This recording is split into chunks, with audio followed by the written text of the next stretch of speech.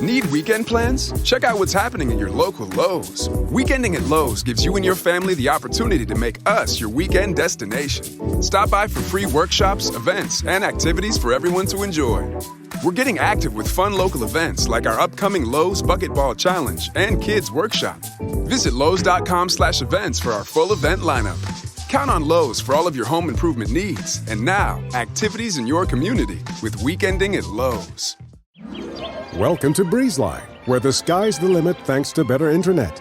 With lightning fast speeds up to 1 gig, you can game like a boss, stream like a pro, and watch like there's no tomorrow. Stream, watch, post, send, and trend. Do it all with our fiber-powered network, bringing you reliable, fast internet. Welcome to BreezeLine. Visit breezeline.com for latest offers. Service subject to availability. New customers in select areas only. Visit breezeline.com for details. The following is brought to you by the Social Suplex Podcast Network. Hello, this is Zack Sabre Jr., New Japan Cup winner 2018. And you're listening to Keepin It Strong Style with my mates. Enjoy. Yo, this is Rich Latter from One Nation Radio. This is brought to you by the Social Suplex Podcast Network. We present to you the Ace of Podcasts, Keepin It Strong Style. Let's go. It's the Ace of Podcasts, Keepin It Strong Style. Covering New Japan, they ready to hold it down. Jeremy Donovan and the young boy Josh. Come and hit a job out and bury all the frauds. From the Tokyo Dome over to the G1. Social Suplex is the network where we can get it done. I'ma chill and let them have it, cause this is just an intro. Keeping the strong style, 6 stars from the get-go, boy. Yeah, from Tampa Bay to the Tokyo Dome, this is Keeping It Strong Style with your hosts, Jeremy Donovan and the young boy Joshua Smith. And thank you for listening. Welcome to Keeping It Strong Style, the ASA podcast on the Social Suplex Podcast Network. Jeremy Donovan here with the young boy Josh Smith.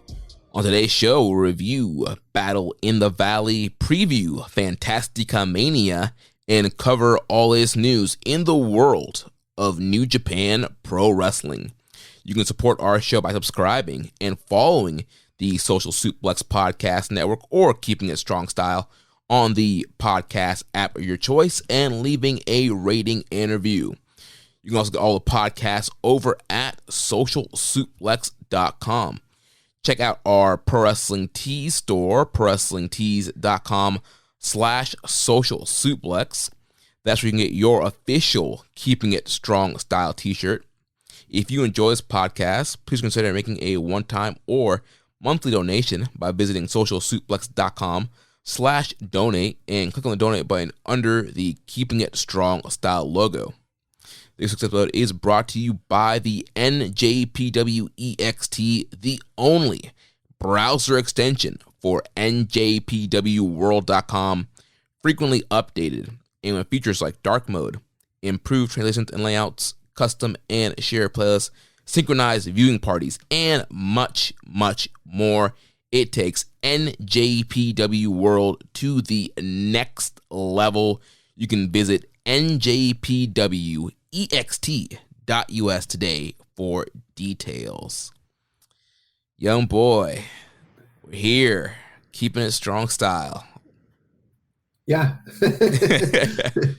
Yeah, we're definitely here. Full disclosure to all the listeners, thank you for tuning in. I don't know if you can tell, but I am a little bit under the weather. I don't know if you can hear that in my voice. So if you happen to hear a sniffle or a cough or whatever, mind your business, okay? You're lucky you're getting a show at this point, all right? Yeah, I was worried I'll have to pull a solo show for a second there.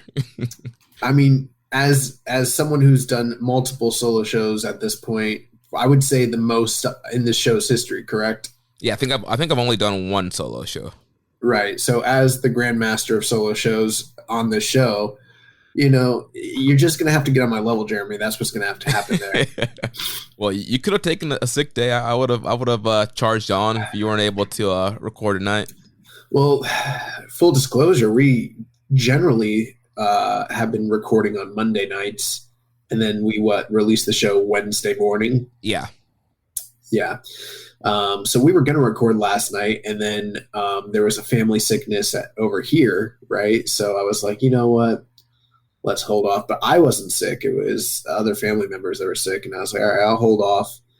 And then, record tomorrow, take care of some things that need to be taken care of. Lo and behold, I get sick. And like, it was in the middle of the night that I'm like sitting there and I'm like falling asleep. And then I feel it. I could just suddenly feel the ooze come over me. And I'm like, oh my God, I'm going to be sick tomorrow. And then, yep, sure enough, I am sick, and I've been sick all day. But sometimes it's like, you have to show your fighting spirit when you're recording a podcast about strong style, Yeah, I got to live up to the name and the branding here. Yeah. Before we jump into things, first, I just want to give a shout out and plug to friend of the show, our man Rich Latta over on One Nation Radio. You've probably Your friend, not my friend. Just playing. You probably saw last week on all over social media, Rich Latta, he was a part of the Swerve City podcast with Swerve Strickland and Montezi, interviewing the best bout machine, the current IWGP United States heavyweight champion, the cleaner, Kenny Omega. Yeah. Very proud of Rich, proud of his connection to Swerve, what doors that's kind of opened in general, and everything that he's kind of added to that project and the various projects that they're doing together. So that's really, really cool. I did tune in to the live world premiere broadcast on YouTube, but it was like the tail end. They were just talking about video games at that point, and I was like, all right, I'm gonna have to listen to the whole show. But I've been aside from being under the weather, there's been other stuff going on in my house. So I haven't I'm like really behind on all my podcasts. So probably tomorrow, after I get done watching Fantastica Mania during office hours, I'll need to tune in and listen to that. So I haven't gotten a chance to listen yet. Have you checked it out, Jeremy? Yes, I watched it this weekend on the Swerve City YouTube channel. Yeah, I thought it was a really good interview. I thought Rich did a great job with the questions that he asked Kenny. So you guys can check that out on the Swerve City YouTube. And then if you're waiting for audio only, it will be on the One Nation Radio solo feed this Friday. So if you're not already subscribed to that, go ahead, subscribe to the One Nation Radio solo feed. They'll be dropping that exclusive audio on that feed for their listeners. Really great stuff. Yeah, and I'd recommend, if you're listening to this, there's the convenient Social Suplex podcast network feed, which is great. It carries all of our shows, but it does actually benefit each individual show if you listen to their individual feed. Of course, if you don't want to, you're not required to, but that particular podcast it's not going to be on the network feed. It's going to be on the One Nation Radio feed, which is cool for those guys. And if you feel like it's an easy thing to do. Give them a download or a listen off their individual feed. That kind of helps, pay the bills around here. Yeah, and then also, too, if you go to socialsuplex.com, Rich also wrote a column kind of talking about his experience interviewing Kenny and everything that went into that. So you can check that out, too. Socialsuplex.com should be on the front page of the website. You can check that column out. So once again, shout out to Rich. Big things popping over there. I told him to get the drop for Keeping It Strong Style. I was like, you already got the Kenny drop on your guys' show. Spread the love. And he's like, I'll try. And then he didn't get it. He said, it's not for you, baby. Yeah. He was like, bro, Kenny just got up and left. He liked him, So I was like, no worries. Whatever. I get it, Although, Jeremy, let me ask you, with everything, obviously, we're not really a AEW podcast or anything like that, but I think it probably is somewhat relevant. What do you think of these, elite rumors and kind of the tumultuous backstage stuff going on potentially with AEW, and how that ties into the fact that, like, Kenny Omega's the U.S. champion right now? Yeah, it's very interesting. Some kind of, dark rumors on the internet right now of potentially, Kenny Omega and maybe the Young Bucks leaving AEW. Specifically more Kenny Omega. The rumor has it that he's currently working without a contract in AEW until, I guess, negotiations are finalized and TK offers a new deal. I'm not sure kind of what the potential holdup is there. I know a lot of stuff is happening potentially around CM Punk and his status, so maybe why Kenny hasn't re-signed yet, but there's a lot of rumors going around. There are reports at WWE. They're very interested in a big free agent, and it wasn't Jay White, and so people are kind of connecting the dots and thinking it's Kenny Omega. And back before AEW started, we had the whole McMahon family promo of we're going to give you what you want, and they thought they had the Elite, and they were going to debut the Elite on Raw, but that all fell through when AEW started. So yeah, it'll be very interesting to see if Kenny Omega. I mean, he's up there in his career. He's done everything there is to do in New Japan. He's pretty much done everything there is to do in AEW. The one big career box he hasn't checked is a WWE performing on a WrestleMania. So, I mean, that could be very intriguing to him if somehow, some way things don't work out with the negotiations with Tony Khan.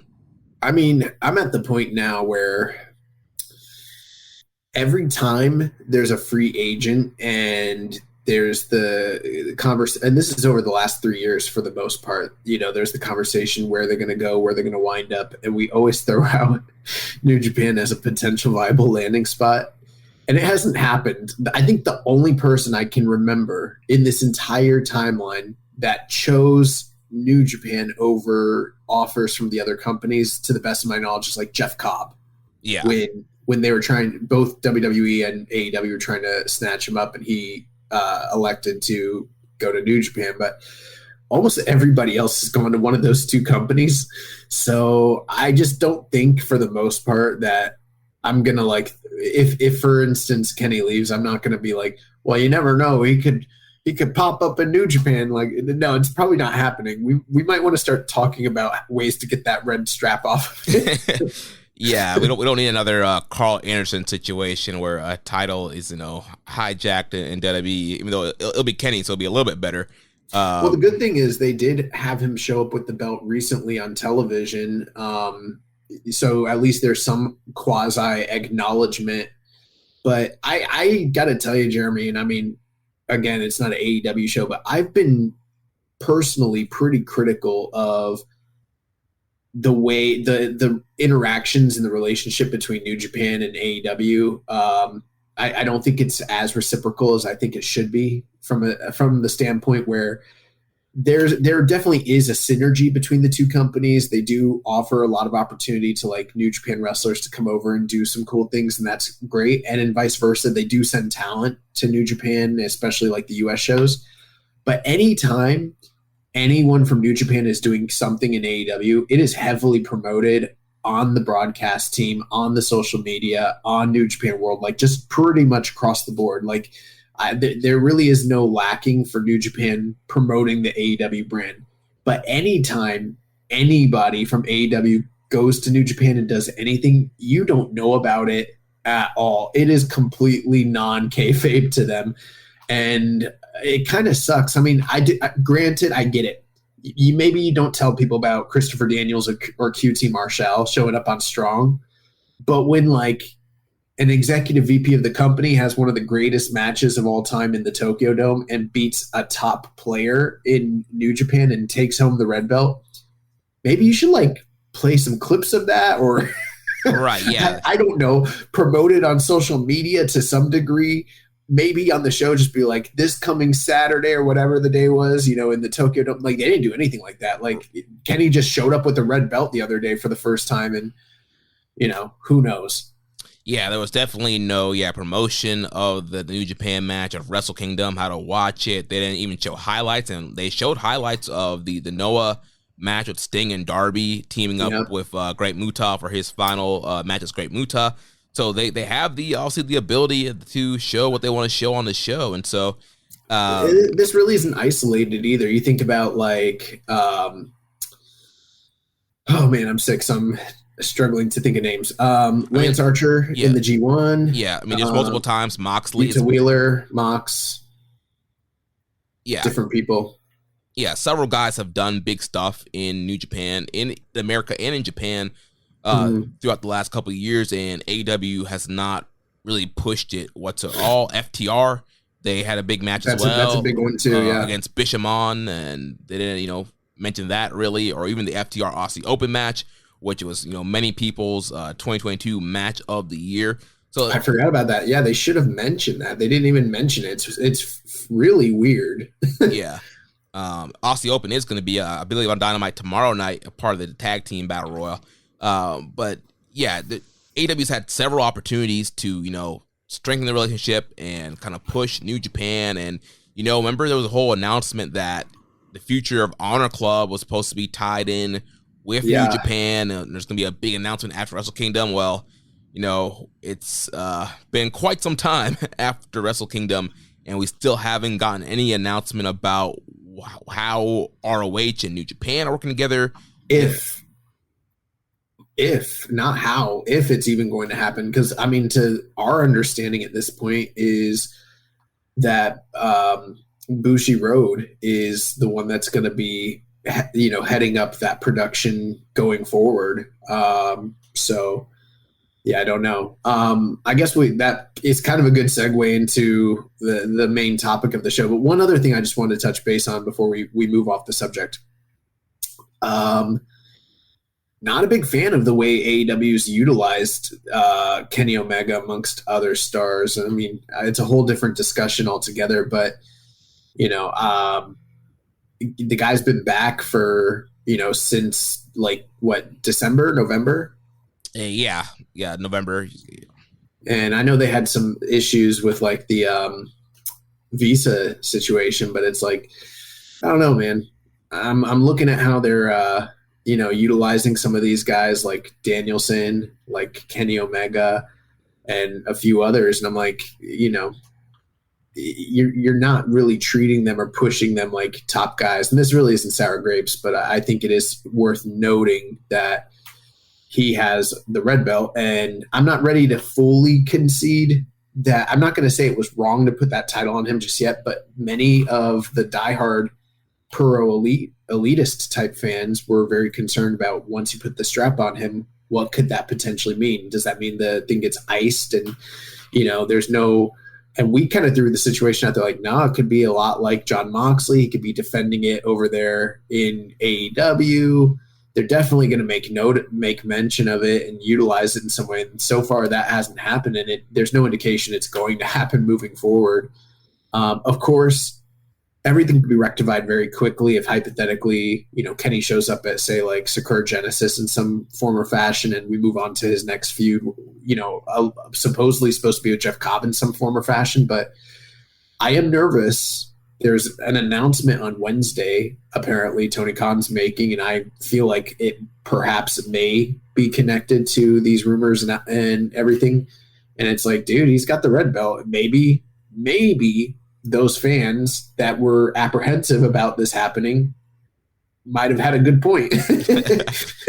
I don't know. We'll have to wait and see how it plays out, as the kids say. Yeah. But there might be some truth to that. Maybe it wasn't the best idea putting the red belt on another outsider, even though it was Kenny Omega with AEW, because so far they haven't been showing that they are committed to, strengthening that relationship or helping it in that way. Right. And also one last note too, New Japan, they're doing a ton of stuff with Impact here in the States. So it's very interesting. Yeah, they're doing a WrestleMania weekend show. We're seeing a lot of crossover. Kushida, Kevin Knight, Machine Guns on the Impact broadcast. So it seems at this point that, New Japan's doing more stuff with Impact than they are with AEW. Well, and again, it's the prerogative of AEW. I'm not saying they have to promote New Japan. Where I find fault with it is the fact that New Japan is constantly promoting them. Now, let's not mince words. In this power dynamic, New Japan is they're the B side. Although, obviously, in Japan, they're the A side. So that's kind of the trade-off there. But AEW is a much more profitable and larger company, even just in their short existence, and they've got the television presence with TNT and Warner Brothers Discovery and all that. So they definitely have the upper hand when it comes to the power dynamic, but it's not that far off. They're not completely equals. They're pretty close to one another. And New Japan does a lot to promote AEW in a lot of different ways. And so far, AEW really isn't doing that. I mean, they do what they want to do on their time in their way, but anytime their guys come over and do anything, they're not showing that same level of commitment. I mean, it's as simple as like, it doesn't even have to be on the television program. Send a tweet. send a fucking tweet. You know what I mean? Put up an infographic. Like, come on. Like, this is amateur hour, the way that they're handling this stuff. And, we've been pretty quiet on it for a long time. And I think it's time for us to at least, acknowledge it, especially since who knows when Kenny's coming back with the red belt, or if at all. And hypothetically, if he does leave, that kind of fucks Will Ospreay, don't you think? Yeah, definitely leaves Will in a bad position with his whole story arc kind of being, he needs to get back, to the top to beat Kenny Omega. So yeah, it really does kind of put Will in kind of a weird spot if Kenny's not going to be able to come to New Japan anytime soon. Yeah, and there's probably people listening like, you fucking idiots. We told you so. Jeremy, Josh, y'all don't know nothing. Y'all wrong. Oh, man. But, you mentioned New Japan, AEW being pretty much equal. Well, one area that they're not equal in is production in the United States, which leads us to talk about Battle in the Valley, which happened this past Saturday on pay-per-view on Fight TV. Well, that's another thing we need to talk about, the pay-per-view issue. Yeah, we had a couple questions I'll kind of lead into that. Death Triangle 720 says, if New Japan breaks their deal with Fight TV, who should they let manage the production in the U.S.? Should New Japan just stop using Fight TV and put these shows on World and use their Japanese team for production? Okay, 890 says, does New Japan need to take a break from the U.S. until they finally get their shit together and can run a smooth pay-per-view production-wise? Less Commission 7252, does this Battle of the Valley show feel flat until it was time for the double main events? Once again, another U.S. pay-per-view has come on Fight TV, and several production issues at the start of the show. The pre-show, the YouTube stream never started for the pre-show. And then if you tried to watch the pre-show on Fight TV, it had no sound for the duration of the pre-show. And then after the Finley Fish match, the screen kind of melted into the Netflix rainbow. Then the main show was supposed to start at 10 p.m. Eastern. And once again, you just kind of saw that the screen melting, and several tweets saying, it'll start soon. It'll start 5 after the hour. It'll start 10 minutes, 15 minutes. Like 45 minutes later, the show finally started. And once it did start, I guess production was fine. We ordered this on Fight TV. We did our best here to try to support New Japan, and it's a good card. And which by the way, let me just say, after nearly 6 years of doing this show, they should be giving us passcode. They should be comping us to watch these fucking shows. I'm just saying. Yeah. We bought the pay-per-view, and I went in, pre-show time, 9:30, whatever it started, to watch the pre-show, and I'm here. I'm thinking, something must be wrong with my laptop, because the picture was great. And but I'm no audio, so I'm like checking the TV volume, checking my laptop volume, and like all sounds up. And then I go to Twitter, and everybody's complaining about no sound. I'm like, oh boy. I'm like, hopefully it's it's like when you're in a relationship and they're abusive, and they keep, or maybe they're just a fuck up or whatever, I don't know, and they keep telling you they're going to change, and you really believe them, and it's like the 4th or 5th time, but they're like, I'm doing this and I'm doing that and I'm going to therapy and blah, blah, blah. I'm getting my life in order. And you're like, I really think they're I really think they've turned a corner here. I think that everything's different. And then they fucking do it again. That's what this was like. Are you serious? You guys are really doing this again? For real? Yeah, dude. Like, come on, bro. Dude, I was so frustrated. I'm like, trying to watch this show. I'm like, all right, you know what? The pre-show, fine. Coughlin and Kratos, Finley and Fish, it's fine. They're going to figure out this mistake. They're going to start on time. It's in the tweet out. They're like, yeah, we know there's issues. We're going to have it ready to go for the start of the main card. I'm like, all right, great. No worries. It was just a pre-show. 10 o'clock comes, and that screen is all jacked up. They're still not going. I couldn't believe it. I was flabbergasted. It got to like 10:30. I'm like, I put in the group chat, like, I give up for the night. I'll try again tomorrow, because I was not staying up. Like, I already had to get up early to serve in church the next day. I was like, I'm not staying up any later. I'll catch it the next day. Well, I was watching the opposition show over in Montreal. The Fed. I was watching the Fed, which I'm not even going to go into all that, but like, God, did they kill Sami Zayn? Anyways, and it was getting late, and like I was like just looking and the show, the New Japan show was getting pushed further and further back, and I was like, I guess this is good for me because I'll miss less of the show when I switch over. But it's also horrible because I'm seeing the timeline and everyone is freaking out and having all these, aforementioned issues that you brought up. I click over to the show, and it was in the middle of the Fred Rosser and Kenta match. And the things I noticed was like, okay, the visuals, like the actual camera work looked pretty good. The images were mostly clear, but the sound mixing was really, really, really bad. Now, to me, this felt all throughout the night like a really dead show. I've been told by reliable sources that were there that, well, secondhand, people that talked to people that were there, that said that the show was extremely hot, like a rabid, hot crowd. I don't know if I buy that because there were times where you could hear them coming through muted and it sounded low, but there was a lot of times throughout the show where I didn't hear anything. And I don't know if that's just bad mixing or if that was just a lack of enthusiasm. To me, the crowd felt like a dead crowd, but it could be a combination of the two. Yeah. Overall, I think I ended up watching the full thing the next day. So I don't know if they fix what they fixed some of it. Yeah. I mean, overall, the crowd did sound like they were into most of the show. I will say, when it came to the New Japan of America, New Japan Strong Talent, you can tell this crowd was not super familiar with a Filthy Tom Lawler, a West Coast Wrecking Crew, the New Japan version of Fred Rosser.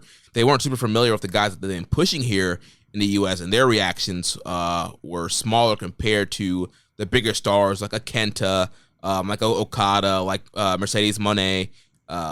Totally different reactions to the stars versus the guys that have been building the New Japan America brand. Right. I guess what's perplexing about that to me and why I didn't like the crowd necessarily is because, like, okay, you take, like, for instance,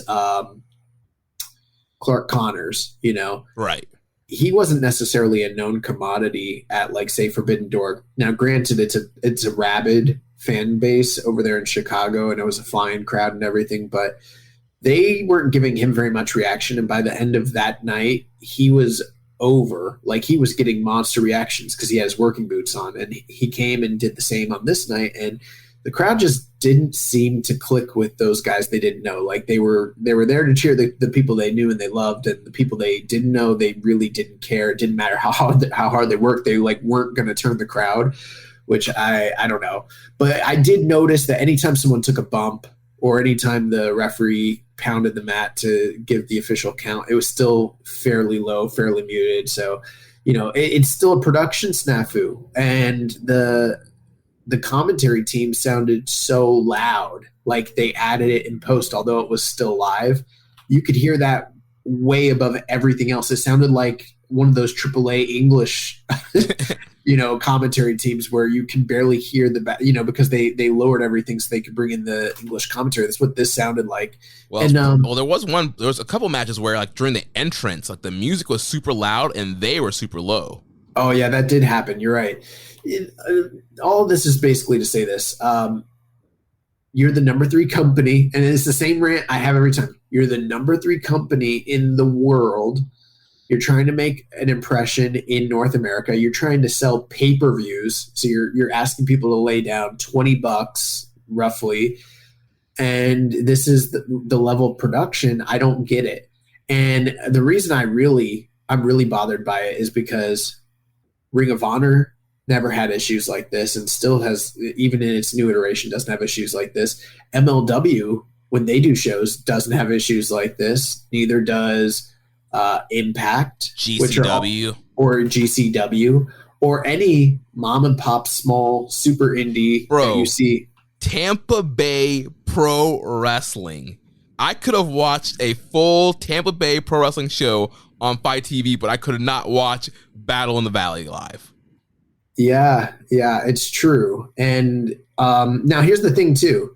I don't know the technical aspects of all this. I hear people, I hear your questions, and they're saying things to the extent of they need to drop Fight. And maybe they do. But I'm not 100% sold that this is a Fight issue necessarily. It could be, or it might be something else. Like, because the way that this was shot and the way the production looked, it didn't look the way that any of these other New Japan of America shows have looked recently in the past couple of years. They brought in the Bushi Road production team. Right. And so it's like, I don't think Fight is the one actually doing the production on this show. I think it was, from my understanding, Bushi Road, or they got support from Bushi Road in some way. I guess we could do our due diligence and ask around. But, my understanding of it is there's several different aspects to this production. Aside from just shooting it, there's also like uploading it and broadcasting it, and maybe that's an issue with Bushi Road, with Fight, maybe it's not. I don't actually know who is to blame here. What I do know is at the end of the day, regardless of what service they use, regardless of who they outsource to do their work for them, it's their brand, it's their reputation, it's their name, and it falls on New Japan more than it does anybody else. And hey, if it does require them dropping Fight and going with some other distribution, although I don't know if there's a good alternative, maybe that's what they need to do. But the bottom line is, this shit is embarrassing. It is literally super low grade minor league scum of the earth bullshit. Like, it's not something that should ever be happening. And the fact that they are charging multiple times per year for these shows and they are subpar to what we're getting for free on New Japan World is a travesty, and it's not helping them. It's really, really bad. It's really bad. I didn't watch the show live that night either, because once they did push it back, at first it was like beneficial, but then coming off of a red hot Montreal crowd to this was already, it was like totally, I'll just say it, like, even though this probably had better wrestling, that show looked and was presented so much better. This was hard to watch. And then it was so late at night, I just tuned out. I was like, I did the same thing as you. I was like, it's already so late, I'm just going to watch it tomorrow. And they did fix some things in post. What they did not fix in post, I learned today, they did not fix the pre-show.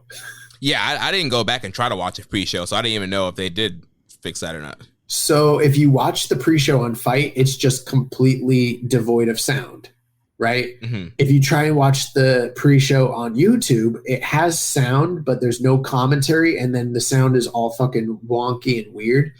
And the show starts in the middle. Actually, it starts about 8 minutes into the Kratos and Alex Coughlin match, and their match only went about 10 minutes. So it starts with about 2 minutes left to go. So what I had to do, I had to watch the first 8 minutes in silence on Fight and sync up the point where the audio kicks in on YouTube, and then put the YouTube back on. I shouldn't be having to do shit like this in 2020. It's the stuff I had to do in 2006 when I wanted to watch ROH, on the internet. Like, I shouldn't be having to do this stuff. Yeah, and think too, all the new fans coming in, all the Mercedes Monè fans, all these new fans, the buzz off of the Kenny Will match. Like, increase of New Japan World subscribers, people interested in watching New Japan again. A great opportunity to have a fresh start here in America and kick off this new pay-per-view model with the strong show. And they dropped the ball here, and I don't know who's at fault. Like you're saying, could be Fight TV, could be New Japan, could be whoever, but at the end of the day, like, this is not the first time that this is happening. And like you said, it's absolutely embarrassing. It's ridiculous that in 2023 that they still can't figure out how to get a pay-per-view to come out looking like a quality pay-per-view when you have, you mentioned, these mom-and-pop independents. Our local independent here in Tampa is able to figure it out, and New Japan, the third biggest company in the world, cannot figure out how to get a pay-per-view on the air with no issues whatsoever. I totally agree. And yeah, so as for the pre-show, I didn't see much of it because when I was trying to watch, I was trying to fight with my computer to see what was going on, and I did not go back to watch it. But I guess we can start there. Actually, before that, CM Punk was at the show. He was seen in the stands during the pre-show, and then he was backstage for the main card. Dr. Larry the Dark says fans saw Punk at the show. Would Bushiroad run Punk versus Kenta in the U.S.? No. No, they would not run Punk versus Kenta in the U.S. because CM Punk would never wrestle in a million years Kenta. Yeah, there's a lot of legitimate heat there between those two guys. But, I mean, maybe they are, though, courting Punk potentially for New Japan U.S. appearance. We don't know quite what his status is with AEW. Yeah, some people are saying that, a contract buyout's on the plate, that he could be getting released, no compete. So it's kind of unclear what his AEW status is. So maybe there is potential for New Japan to bring Punk in to try and bolster up these U.S. pay-per-views. I have no interest in watching CM Punk wrestle anywhere, really, realistically. So, yeah, seeing him come to New Japan, I mean, I can't even think of matches. I mean, and you know what? I'm probably – there's definitely a different demographic of fan that love the guy and would probably tune in. But just me personally as a fan, I can't think of any matches that I would really want to see that involve CM Punk, like on paper, Yeah, like you could throw out a big name. I don't want to see Punk versus Okada. I don't want to see Punk versus Shingo. I don't want to see Punk versus Ishii. I don't want to see Punk versus Ospreay. Like, I don't want to see any of that. Yeah, him and Tanahashi. None of that's really appealing to me. And granted, Punk is a good worker, right? But I just, aside from all the backstage shenanigans and his reputation and everything like that, when it comes to his in-ring ability, I don't think he can keep up. Personally, I don't think he can keep up with the modern style of work, especially in Japan. I think what he was doing in the US was fine for AEW, where it's a variety show and they have a little bit of everything. When you tune into an AEW show, you get the high flying, you get the brawl, you get the blood, you get the technical stuff, yada, yada, yada. But he was doing like Bret Hart tribute matches and the very, very old school 80s and 90s style of work. And that stuff it's appealing. I mean, obviously I'm a old school wrestling fan myself, but from the athletic standpoint, I just don't think he could keep up. You know what I mean? Like, right. And I just can't think of a single one of those matches where I think he would excel. Yeah, I think it's definitely, that kind of time period for Punk to work in New Japan, I think kind of passed him by. Like you mentioned, just seeing him in AEW and, not keeping up with some of the young guys there, like Hangman Page, like Darby Allin, it was pretty rough there. So him stepping in the ring with Kazuchika Okada, I'm sure Okada has the ability to probably carry him through a match, but I don't know Punk would be able to carry his end of things in a match like that. Right. Yeah. I mean, I definitely think that he can have competent wrestling matches. That's not what I'm saying. But in terms of working at that higher, let's not mince words. Punk is a main eventer. No matter where he goes in the world, he's going to be at the top of the card. And New Japan has a certain level of work when it comes to their in-ring style, and I don't think he can keep up athletically. I don't think he can work that long at that frenetic of a pace. I also don't think that he's about that life when it comes to the hard-hitting nature of Japanese wrestling. And I mean, you look at his whole career, very few people have ever actually pushed Punk in that way. He's always been an old school guy, very soft worker, very light touch, nothing wrong with it. But I mean, I can think of two to actually off the top of my head, maybe three. I can think of two to actually, yeah, definitely. Like the only guys I can think of that I can ever really remember pushing this guy in that physical style is Samoa Joe, Eddie Kingston, and Brock Lesnar. Those were all exceptions to the rule. This guy does not like to get hit. He doesn't like to hit. He doesn't like to work that style. I just don't see him being a good fit in New Japan. And I could see a match with him and Okada being very similar to the Chris Jericho Okada match from Dominion, which was a little bit of a letdown. And personally, and I'm not saying this to bury Punk, but like, I think Jericho over the past 4 years has shown more that he has more in his gas tank than Punk does, even after the long layoff. Yeah. So I'm just, putting all the personal stuff aside, just from an in-ring perspective, I don't have interest in seeing him wrestle in New Japan if that were even on the table. Yeah, absolutely the same here. All right, well, let's talk about Battle in the Valley. So, also, I don't know what the deal was, but I saw pictures and it looked like a bunch of the fans were lining up to try and meet and greet the guy while he was up in the stands. That's shitty. Like, I don't know if I'm at a wrestling show. Okay, for instance, I've been to wrestling shows, WrestleMania weekend with big stars. I literally watched Bloodsport with Jeff Cobb and others. Like a friend of a friend knew Jeff Cobb. So I watched Bloodsport in New York with Jeff. And just down, like a couple seats down from us was Jon Moxley, who was still signed to WWE at the time, and William Regal. And nobody at that GCW show was lining up to try and like meet the guys, including Mox, who's a big fucking star. And he was, you know what I mean? Like when wrestlers are there in that capacity, like Dave was there too, like Dave Meltzer and stuff. When they're there, like watching the show, like, and it's in the middle of the show, like don't line up to meet the wrestler. Like if you get a chance to say hello at an appropriate time, either before or after the show, sure. But don't leave your seat, go up in the rafters and congregate and line up like you're at a meet and greet to like, they're just human beings trying to like be there, watch the show and enjoy it. Like, I don't know, that looked like a failure of security in my opinion. Yeah, I mean, a riot, a mob could have happened in the middle of the crowd, but lucky it didn't. But yeah, you never know a Punk. He might backhand a fan. You never know.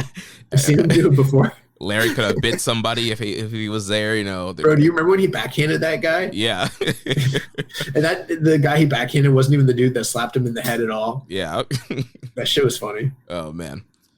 But all right, let's actually talk about the matches here from Battle in the Valley. So the pre-show opened up with Alex Coughlin defeating JR Kratos and Dave Finlay defeating Bobby Fish. Like I said, didn't really get to see much of the action here. Did you have any thoughts on these? Yeah, I watched them. I liked the work from the first match better. I think it's a little unfortunate that Alex Coughlin and JR Kratos were on the pre-show, and then there were so many production snafus because this match was very, very good. I think probably the ratings I saw online are more so indicative of the production as opposed to the in-ring work. If you've seen these two guys wrestle before, you kind of know what to expect. Big, beefy, hoss men fighting and throwing each other around and striking the shit out of each other was really great. And it felt like the payoff to a very long storied rivalry between these guys that's sort of been simmering under the surface all throughout New Japan Strong. And most people aren't talking or even fully aware of it because of the platform that it's on. unfortunately, but the match was very good. Kratos looked great. Obviously, Coughlin did too. And both guys played their parts very well. Anytime Coughlin, was giving this guy suplexes or body slams, or the bridging back power slam thing that he does, it was just really impressive. Ultimately, at the end of the match, Coughlin was able to power out of a top rope spot where he was about to be, probably defeated, and reversed it. And he got a German suplex on JR Kratos for the definitive 1-2-3, kind of hearkening back to the big surprise upset win that he had first gotten over Kratos during his challenge series before he graduated. So kind of a nice little tie-in there. I would have gone about 3.5 on the match. If they only got 10 minutes, if they'd been given a little bit more time and been put in front of a crowd that was a little more hot for this, could have gone even higher. The work was impeccable, and they were really hitting each other. Big lariats, big elbow strikes, lots of chops. If you're a fan of that hard physical, I mean, this match on this show was the closest thing to like your traditional strong style fight-esque sort of match. This filled in for the lack of a Goto or Ishii or Shingo. It was really good. Nice. And what about Finlay and Fish? That was one for some weird reason, there was more sound issues than there was with Kratos and Coughlin. It looked mostly like a Bobby Fish body part match. I wasn't really digging it that much. Ultimately, Dave Finlay picked up the win there. I was trying to see if there were any sort of hints as to what would happen later in the night when it came to Dave Finlay. I'm not sure that I noticed that there were, but in all transparency, I wasn't paying as close attention to this match as I was the first one. It was harder to get into with the sound production issues. So maybe I overlooked something, if there was something that alluded to, David Finlay's actions later in the night, I probably missed it, but he picked up the win here, and off we go. Yeah. So then, also for some reason, Bobby Fish was the most over of these 4 guys on this night. I guess because they're in California. Yeah, and that AEW rub. Yeah, I don't know, but Bobby Fish over.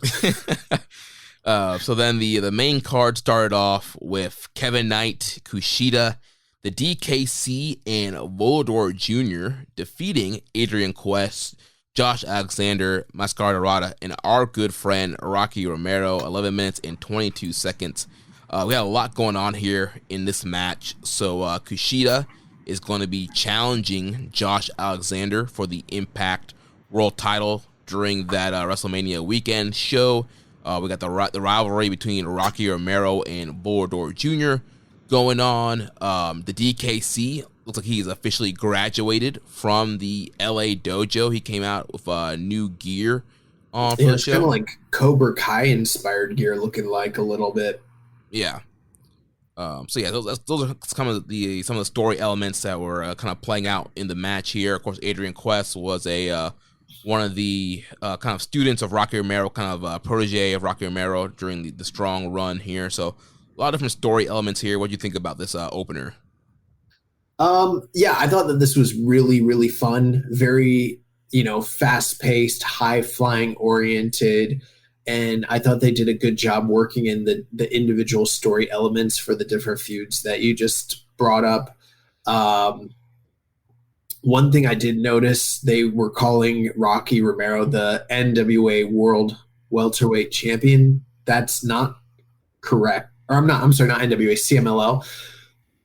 He is the CMLL World Historic Welterweight Champion. That is a different title than the CMLL World Welterweight Championship, which there is also that title. They're 2 different titles. It reminds me of when remember when Jeff Jarrett was the AAA Mega Champion and he brought that title to TNA? They were calling him the Mexican Heavyweight Champion. Yeah. It's like, bro, that's not what that title is called. So, I think they probably just thought, like, do we really need to put historic in there? Can we just call him the world champion? Like, Yeah, just do it. It's confusing to put historic in there. Yeah, these fans won't know any better. They don't know. They don't watch Arena Mexico. But yeah, I thought that the match was really great. Everyone was high flying, putting their working boots on, and lots of flips, lots of dives, lots of great sequences. I think one of the biggest highlights from this match, and almost every match that he's in, was the aerial stylings of one Kevin Knight when he got that drop kick off that Doomsday device set up.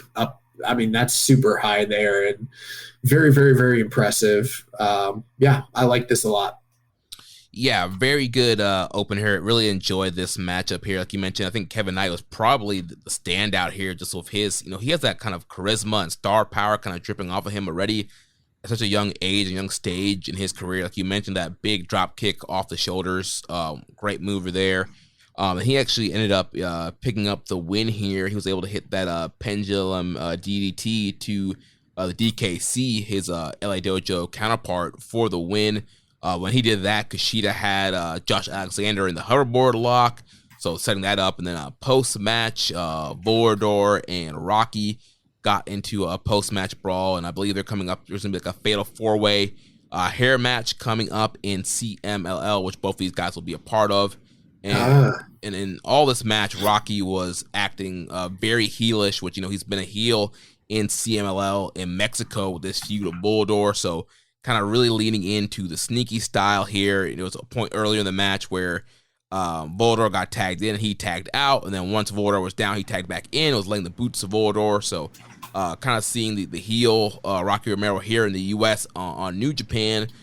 So I don't know what the plan is going forward, but maybe we'll see more of this feud play out on these America shows as long as Rocky is doing CMLL dates. One other thing, loved the interactions between Volador and Mascara Dorada. Yeah. Yeah, that lucha shit was awesome. Josh Alexander ruled. Everyone ruled in this match. It was just very, very fun. This is a great way to open the show. Yeah. Then following that, we had the NJPW Strong Open Weight title match. Kenta defeated Fred Rosser 16 minutes and 31 seconds.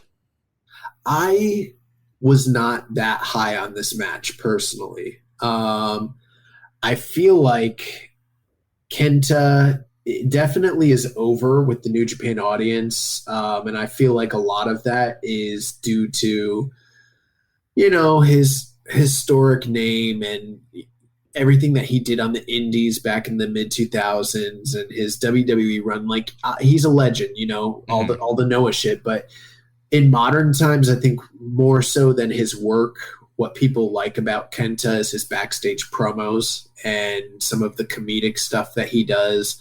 Like recently, he's been doing like the power walking in his matches. And just kind of like little, and there's nothing wrong with it. Those things are what kind of show his charisma and his personality and kind of endear him to the crowd. And I feel like that more so than him actually going out there and having great matches is what's over with the audience. But on this night, I don't know. I just didn't feel personally like him and Fred Rosser meshed super well. That's not to say that this match was bad. I felt like it was a mixed bag. There would be points where they would be doing things that I thought were really great. And I'm like, man, that's really good. And then they would follow it up with something that I thought was just really weird and wonky and not good at all. And it was like a constant up and down. And when I was training in wrestling, my trainer, he would be like, you need to take people on a ride. You can't just always be high. You have to have a low point so you have somewhere to go. And I felt like that's what they were doing, but in the wrong way. Every time they get a high point, they follow it up that brought me back down in a way that I didn't want to go down. And part of that might be not just Kenta, it might be Fred Rosser. I have a lot of respect for Fred, and I think that he really raised his stock quite a bit during this pandemic era, but this title run has not been it. And a lot of his in-ring work, he's a good worker, but there are just things that he does. Like, for instance, some of the ass-based offense just doesn't work for me. Like the big, butt drop and stuff like that. It's just really weird. Right, yeah.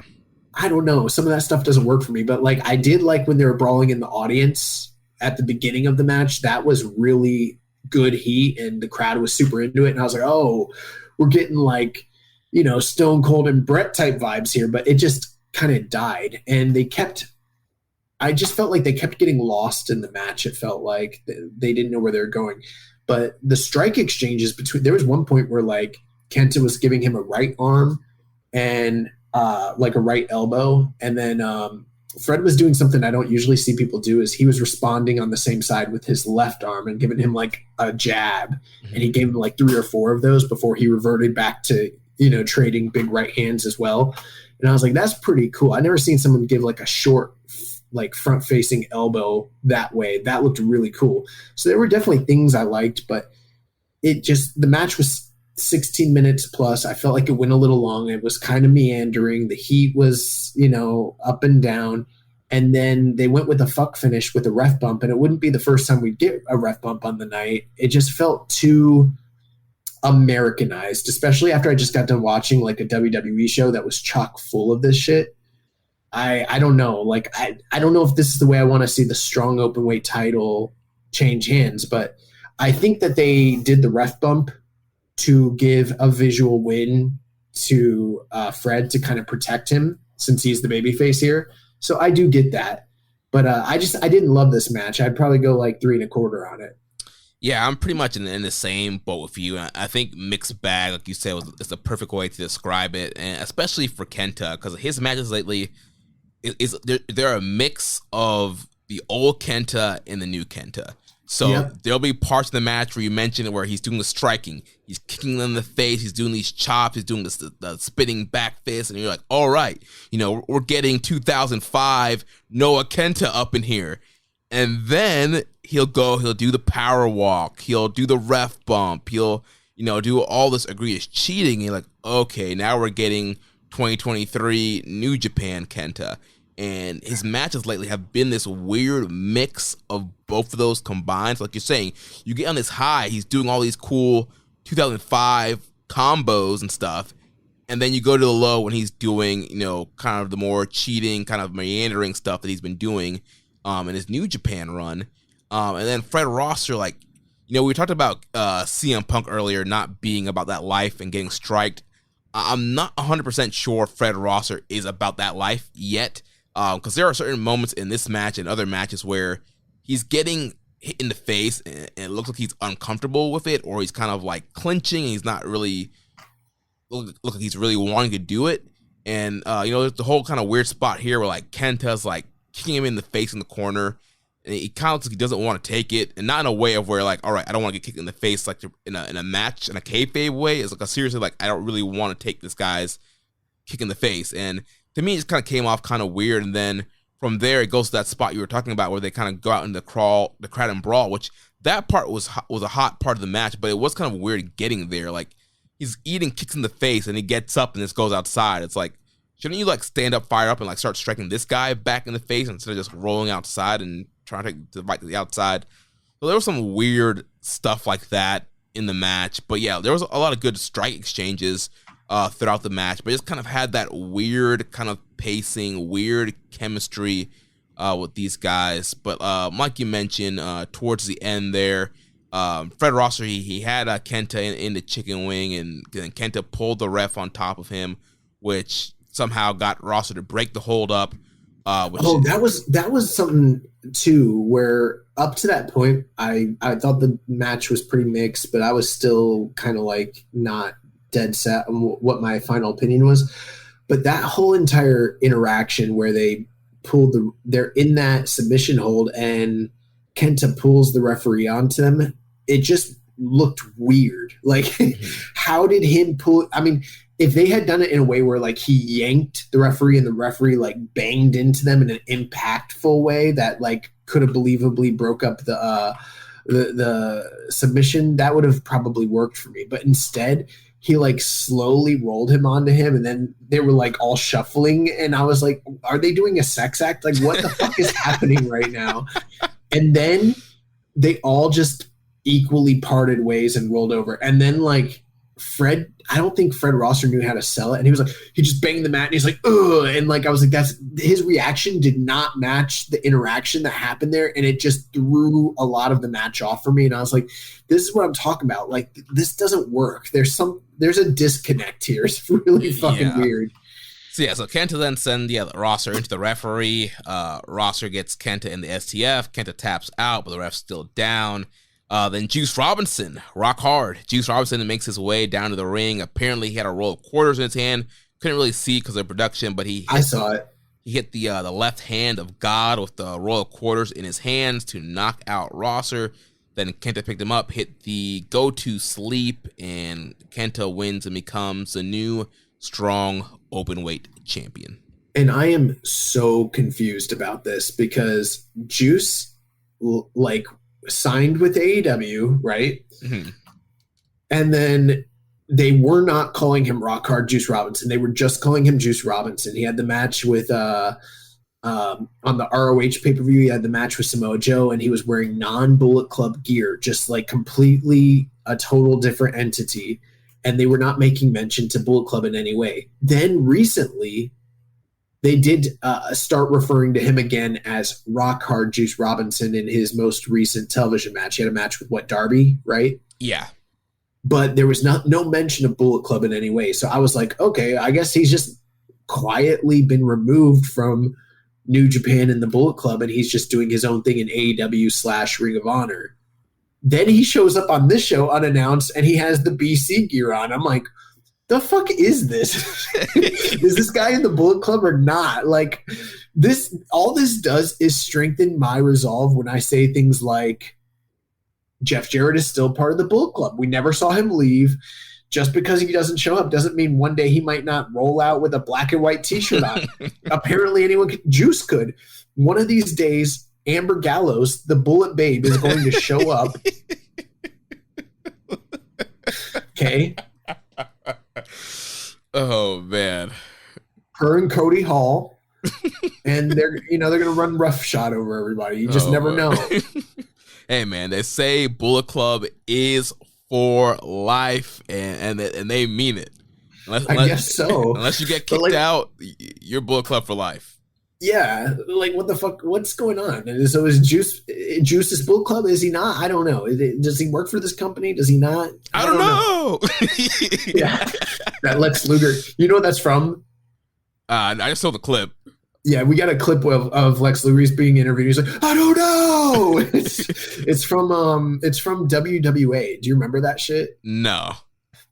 So when TNA was being launched in the early infancy days, like when it was still a weekly pay-per-view, the other big alternative that was launching at the same time was over in Australia and New Zealand. It was the WWA. Oh yeah, that's ringing a bell now. Yeah, and most of the guys that were working TNA were working the WWA pay-per-views, and like they had a bunch of the like Road Dogg and like Lex Luger, and it was a weird show, and like Sabu was working on those shows. And yeah, Luger was like one of their top stars. That's where that promo video is from, where that backstage interview is fucking funny. I just know from Botchamania. Yeah. And then eventually, like that show, I think they only ran like 6 shows, and then it went belly under. And the world champion of WWA was Sting, and he had to unify his title with Jeff Jarrett. Jeff Jarrett unified the WWA title into the NWA title. Jeff Jarrett always wins.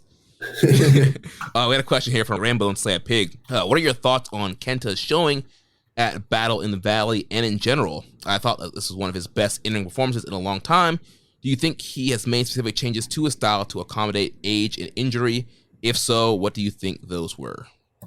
Oh, I think it's undoubtedly he's done that. I mean, if you've watched him for any period of time, you know that he's not the same level of worker that he was, a decade ago or whatever. Now, granted, are there times where he has good to great matches? Definitely. But while, before I even saw this question from Rambone Slam Pig, I took a look at his cage match database, and obviously cage match isn't the end all be all, but it kind of gives you a good idea. The one person that he has regularly worked with over the past like 2 to 3 years that he consistently has over 8, which is like the equivalent of like a 4-star match, is Zack Sabre Jr. And those are typically in the G1. Like almost every year, him and Zack have some sort of G1 match that like exceeds expectations. But almost everybody he works with, they're far below those grades. Like I can't remember the last time I was actually genuinely excited about Kenta wrestling pretty much anybody in this company. Probably for me, it probably goes all the way back to his initial run and his feud with Tomohiro Ishii. Yeah, in 2019. Yeah, and I think that's kind of where the luster got lifted for me, where I just kind of accepted that this Kenta is not the same as the Kenta I knew before, and I kind of have to make peace with that. And, you know, he is good, but, you know, I don't see him as being like a top guy anymore, personally. And I think he's probably a better fit to carry the title, considering the run that we just had with Fred, where, you know, I thought Fred was great in chasing Tom Lawler, you know, chasing him as a vengeful babyface. But once he got the belt, and it's not all his fault, I don't think they did him a lot of favors from a creative standpoint. But this title run wasn't really anything memorable. He had 7 title defenses, and most of them were, in my opinion, throwaway matches. You know, like performance-wise, most of them were not very memorable. So at least I think with Kenta being a domestic guy kind of opens up the door a little bit more for him to work with other domestic talent, or, you know, kind of give that rub to people on their way up that are trying to make their way into New Japan. So I think it's maybe a little more interesting, at least. Yeah, I think with Kenta, you know, he does have a big fan base here in the U.S. based off his WWE run, and so you know, obviously Deep Puro fans love him and what he's done in Noah, and so I think he's a good guy as far as trying to capture Western eyes for U.S. pay-per-views. So I understand why they did the title change there. But as far as his style, I definitely think, you know, his body has been through a lot physically, and, you know, he had all those shoulder injuries in WWE, and then recently that hardcore match with Tanahashi. His body's been through a lot, and he knows that. And so, smartly, as a veteran, I think he has adapted to kind of hide his weaknesses. And, like you mentioned, doing more of the power walking stuff, more of the cheating, being more of a personality. Like, his body of work kind of speaks for itself. So, at this point in his career, I think he's, you know, leaning more into being a personality and a character versus trying to be, you know, that 2005 Kenta, which he knows that he can't. And I think it's kind of good in a way that he's not trying to do that, because he probably couldn't do that, and it would probably lead him to getting more injuries. So I do think, you know, as from a veteran standpoint and conserving your bumps and health, I think he has done a good job of kind of adapting that. But like we were saying earlier, it doesn't kind of fully mesh when he does do the, you know, 05 Kenta stuff. It doesn't really mesh with this, you know, 2023 Bull Club Kenta, I need to protect myself stuff. Yeah. Need weekend plans? Check out what's happening at your local Lowe's. Weekending at Lowe's gives you and your family the opportunity to make us your weekend destination. Stop by for free workshops, events, and activities for everyone to enjoy. We're getting active with fun local events like our upcoming Lowe's Bucket Ball Challenge and Kids Workshop. Visit Lowe's.com/events for our full event lineup. Count on Lowe's for all of your home improvement needs. And now, activities in your community with Weekending at Lowe's. With one of the best savings rates in America, banking with Capital One is the easiest decision in the history of decisions. Even easier than choosing Slash to be in your band. Next up for lead guitar. You're in. Cool. Yep, even easier than that. And with no fees or minimums on checking and savings accounts, is it even a decision? That's banking reimagined. What's in your wallet? Terms apply. See CapitalOne.com/bank for details. Capital One N.A. member FDIC. Welcome to BreezeLine, where the sky's the limit thanks to better internet. With lightning fast speeds up to 1 gig, you can game like a boss, stream like a pro, and watch like there's no tomorrow. Stream, watch, post, send, and trend. Do it all with our fiber-powered network, bringing you reliable, fast internet. Welcome to BreezeLine. Visit breezeline.com for latest offers. Service subject to availability. New customers in select areas only. Visit breezeline.com for details.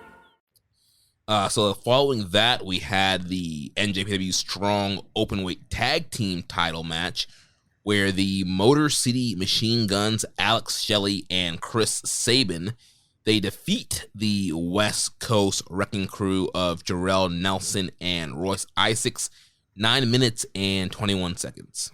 Are they trying to change their name to World Class Wrecking Crew? Or is that a different team?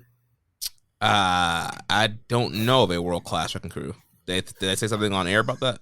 No, but last week I was listening to Observer, I think live, and they kept referring to them as the World Class Wrecking Crew, and they were kind of saying it in like a tongue-in-cheek way, like as though it's not their real name, but maybe they're trying to change the name. I don't know. But yeah, I kind of thought that might make sense if they're trying to elevate them and sort of move them away from like a regional sounding name to something that's, world class, something that's a little bit bigger. But I don't know. I like West Coast Wrecking Crew as a name. But what I didn't love was their attire on this evening. Yeah, what were they wearing? They somehow they were covered up with a lot more material than they normally wear, but for some reason it looked a lot more naked to me than if they were just wearing trunks. It's really weird, but it kind of reminded me of do you know the boxer Hector Macho Camacho? Name sounds familiar. He was a pretty big Puerto Rican star in like the 80s and 90s, and he used to wear stuff like this. But like, you kind of have to have, in my opinion, if you're going to wear like trunks with a bunch of fringe that plummets down into like a quasi dress, you got to have the riz. You know what I mean? Like there are certain people I think can pull this off, but you have to be like a charismatic dynamo. You got to be one of those like, entertainer type guys. And I don't know if I see the West Coast Wrecking Crew, someone that I like. Anytime I think of a team that's called the Wrecking Crew, right? I'm thinking of like Ole and Arn. I'm thinking of like Brock and Shelton Benjamin. Like I'm thinking about like a bruiser tag team. And in my opinion, these guys are kind of a quasi bruiser tag team. In fact, if you recall, when we first started covering them on Strong, I complained that they wore tassels on their boots and they didn't work like a team that had tassels on their boots. They didn't work like a Steamboat and a Youngblood or a Rock and Roll Express or what have you. And I was like, so why the fuck are you wearing tassels? Again, why were they wearing plunging? I don't even know what you call it, but like basically, what would you call what they were wearing? I don't know. It was kind of like what Tatanka used to wear, kind of that like kind of like a war dress. Yeah, like war Native American dress thing with fringe down the like. It was just kind of weird, and I get like they're a part Team Filthy, and Tom Lawler does that, with the fringe sometimes on his boots and his jacket, but. I'll tell you this. I don't think this is going to get over or like work for them. I think that I liked them in the trunks. Maybe add some if you want to add fringe, add all the fringe you want. But the plummeting line, whatever the fuck you were wearing, that didn't work for me. It looked like they looked more naked somehow. It looked inappropriate. I can't explain it. It looked wrong. As far as the match goes, this was fun. Inoffensive. I was a little surprised. I mean, granted, the Motor City Machine Guns are definitely the more reputable and known quantity as far as like long-term success as a tag team. They've got the name and the reputation behind it. But at the same time, I always kind of felt like they were probably just a holdover tag team to get the belts off of Aussie Open and transitioned to somebody else in a credible way. And West Coast Wrecking Crew has always been the stalwart tag team of the New Japan Strong brand. Like they pretty much created the division to accommodate them as a tag team, and they've never held the titles. And with them changing the format of New Japan Strong and them being part of Team Filthy, it just sort of felt like this is probably the attaboy to all the hard work that they've done.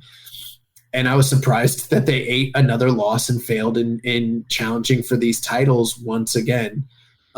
Maybe that means that they have further plans down the road for Motor City Machine Guns. I mean, keep in mind, they are the dual champions. They are the current Impact World Tag Team Champions. And they've also, after this match, they said that they plan to acquire more gold in 2023 and add to their collection. And they're looking to make their way back to the domestic product of New Japan as well. So who knows? Maybe that's where this is leading. But I was a little surprised to see that they defeated West Coast Wrecking Crew here, because I just sort of expected them to transition the title. Yeah, I was surprised too. And not only surprised that they beat them, but kind of just how they beat them. Like I said, they got a little bit over 9 minutes here, and it was a short match, and there wasn't that kind of dramatic closing sequence. It was the Guns kind of hitting their double team stuff. Towards the end, they were able to hit one of their big sequences, followed up by the Dirt Bomb, which is one of their new tag finishers that they've been using lately, and just kind of pinned these guys. And it was like, oh, that's it.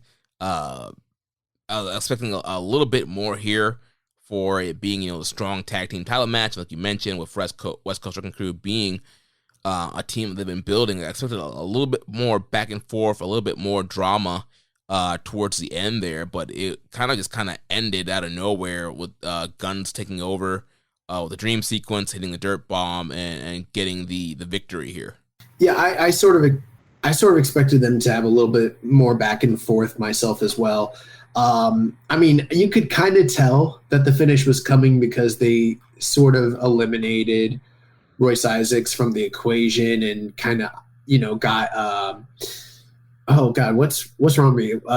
Nelson. Yeah. Jarrell Nelson, they got him isolated and set up for their finish, but it did go relatively short amount of time. I don't know if they necessarily needed a lot more time here, but the finish did kind of come unexpectedly. Yeah, so it's kind of ended out of nowhere, but Machine Guns, they win and retain. I'm sure they're probably going to defend maybe both belts at that Multiverse WrestleMania weekend show that Impact is doing with New Japan. So then following that, we had the loser leaves NJPW match. The Mad King Eddie Kingston defeats Switchblade Jay White, 19 minutes and 7 seconds. Jay White is out of here, no longer part of New Japan Pro Wrestling.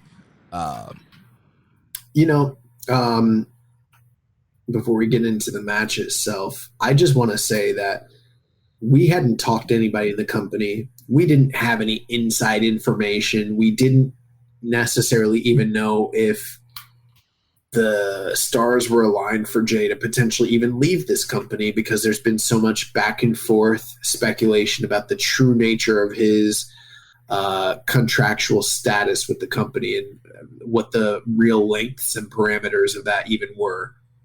But we were saying back in November that it really felt like this guy was on his way out of the company, and I guess it was proven to be true. And there were a lot of reasons for us to kind of double guess that and question ourselves. But you and I constantly, week after week, we just kind of kept coming back to it and being like, it feels like he's done.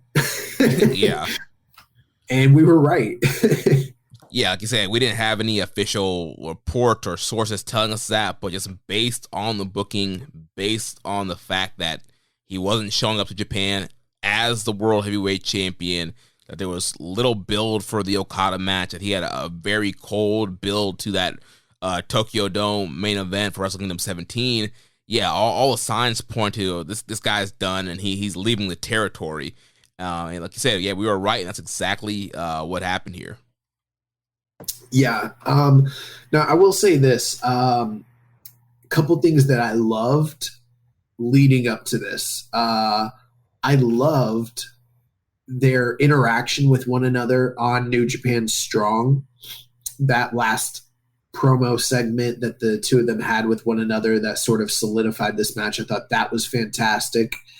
I thought that the press conference the day prior was I didn't love the press conference, but I did love Eddie Kingston's entire bit. He just showed up and he's like, oh, this guy's not going to show up. He's not here, blah, blah, blah, which that was another like kind of indicator. It's like the moment that happened, I was like, oh, he's really done. Like, cause he didn't even bother to, that tells you something. He didn't even show up for the press conference, and who knows, maybe he had something going on, but that's very telling that he didn't even, make an appearance.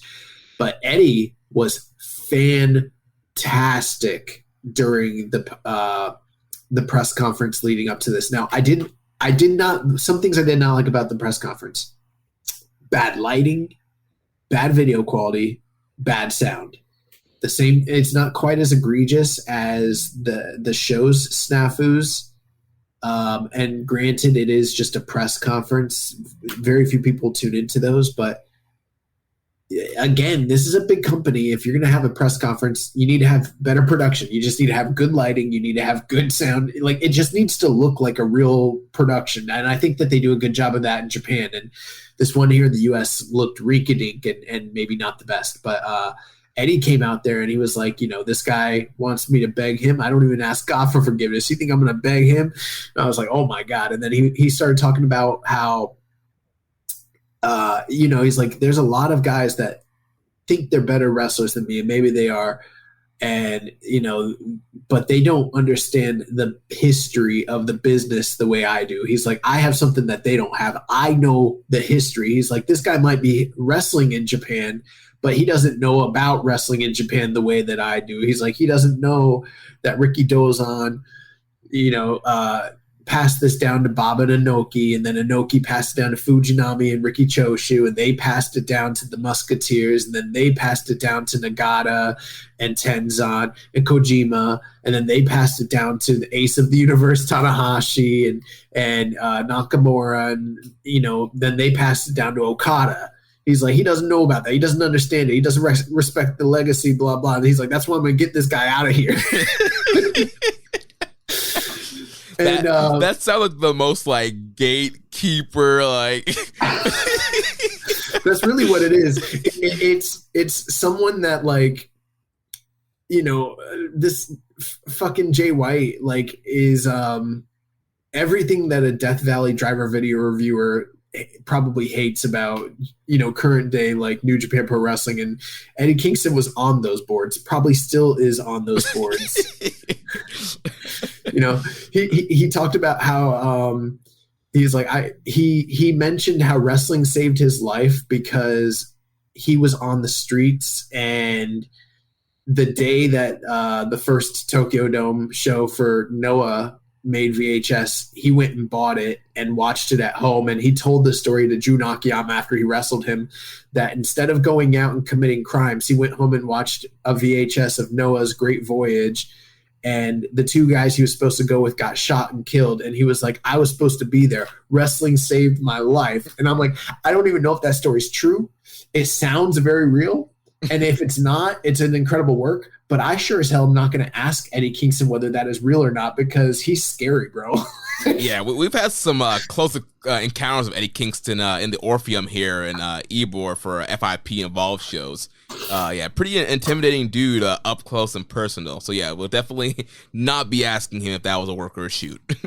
Yeah, but he did great on that, and basically just promised that he's going to get rid of Jay White. What I didn't love that they set up the go home stipulation for this on Wrestling Observer Live. Now, I listen to Wrestling Observer Live, and I'm sure some of the people that listen to this show are familiar with it or listen to it, but I can't imagine that there's that much crossover between and synergy between the Wrestling Observer Live listening audience on a Thursday afternoon and those that are going to tune in and pay for this pay-per-view. Now, granted, they did do a lot of promotion of the angle on social media after the fact, but I don't know. I feel like that this is something, again, that to me, just my opinion, came off super low rent. You know, I'm not saying we're not in the same stratosphere necessarily as a Wrestling Observer Live, but can you imagine like if we were setting up a wrestling angle on our podcast?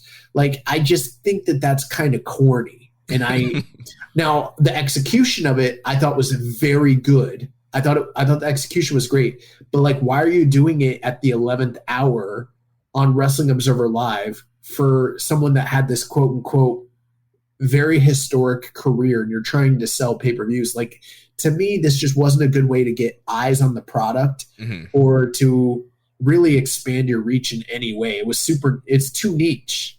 Yeah, I think probably their thoughts was like, all right, we want to get some, additional pay-per-view buys. Let's tap into that Observer, fan base and get, do this angle and try and get some more buys that way. I will kind of agree with you. It does kind of seem kind of weird to do a wrestling angle on there, especially because most of the time the stuff on Observer Live is more kind of more of a shoot. Like guys when they do interviews, guys are not really going on there and working the angle. Like Rocky Romero was on there and he wasn't being a heel. He was just promoting the pay-per-view, promoting the show. Like most time guys go on there, they're not really in character. They're just kind of doing an interview to promote whatever they have to promote. And so it is kind of weird that, all of a sudden now you're doing an angle on the show with these two guys, which, like I said, execution was great, but just kind of differentiates from what they typically do on there. Yeah. The other thing too that I'm not necessarily a big fan of is I like the idea of Eddie versus Jay. I liked this match a lot. Everything top to bottom was very good. But for this to kind of be the Exodus match for Jay White, to his send-off, I mean, technically, if we're being real, the real send-off was the match with Hikuleo in Osaka and everything like that. That's very fitting. And I don't know what the real backstage ongoings were like. When they set this matchup, did they know it was going to be Jay's last match? Was it intended for this to be a retirement? Was this on the books before, his exodus from the company was on the table, and therefore they had to move forward with the match because they already sold tickets and advertised it? I think some of those things are plausible explanations. Yeah, I mean, he was on the advertising graphics in like November for this show. Right. But I just don't know how I don't know if that's a great narrative from a storyline perspective, that his final match was with Eddie Kingston, a guy who is fantastic but works for AEW, has never been to New Japan domestically speaking. They do have a brief history with one another on New Japan Strong, but outside of that, there's not a lot of history there. And I just don't know if I feel like this was the way that I would have liked to have sent Jay White off to the Fed. I don't know. That being said, the match itself, very, very, very, very good. I think I'm probably in the minority here. I liked the Hikuleo match better than this match. Really?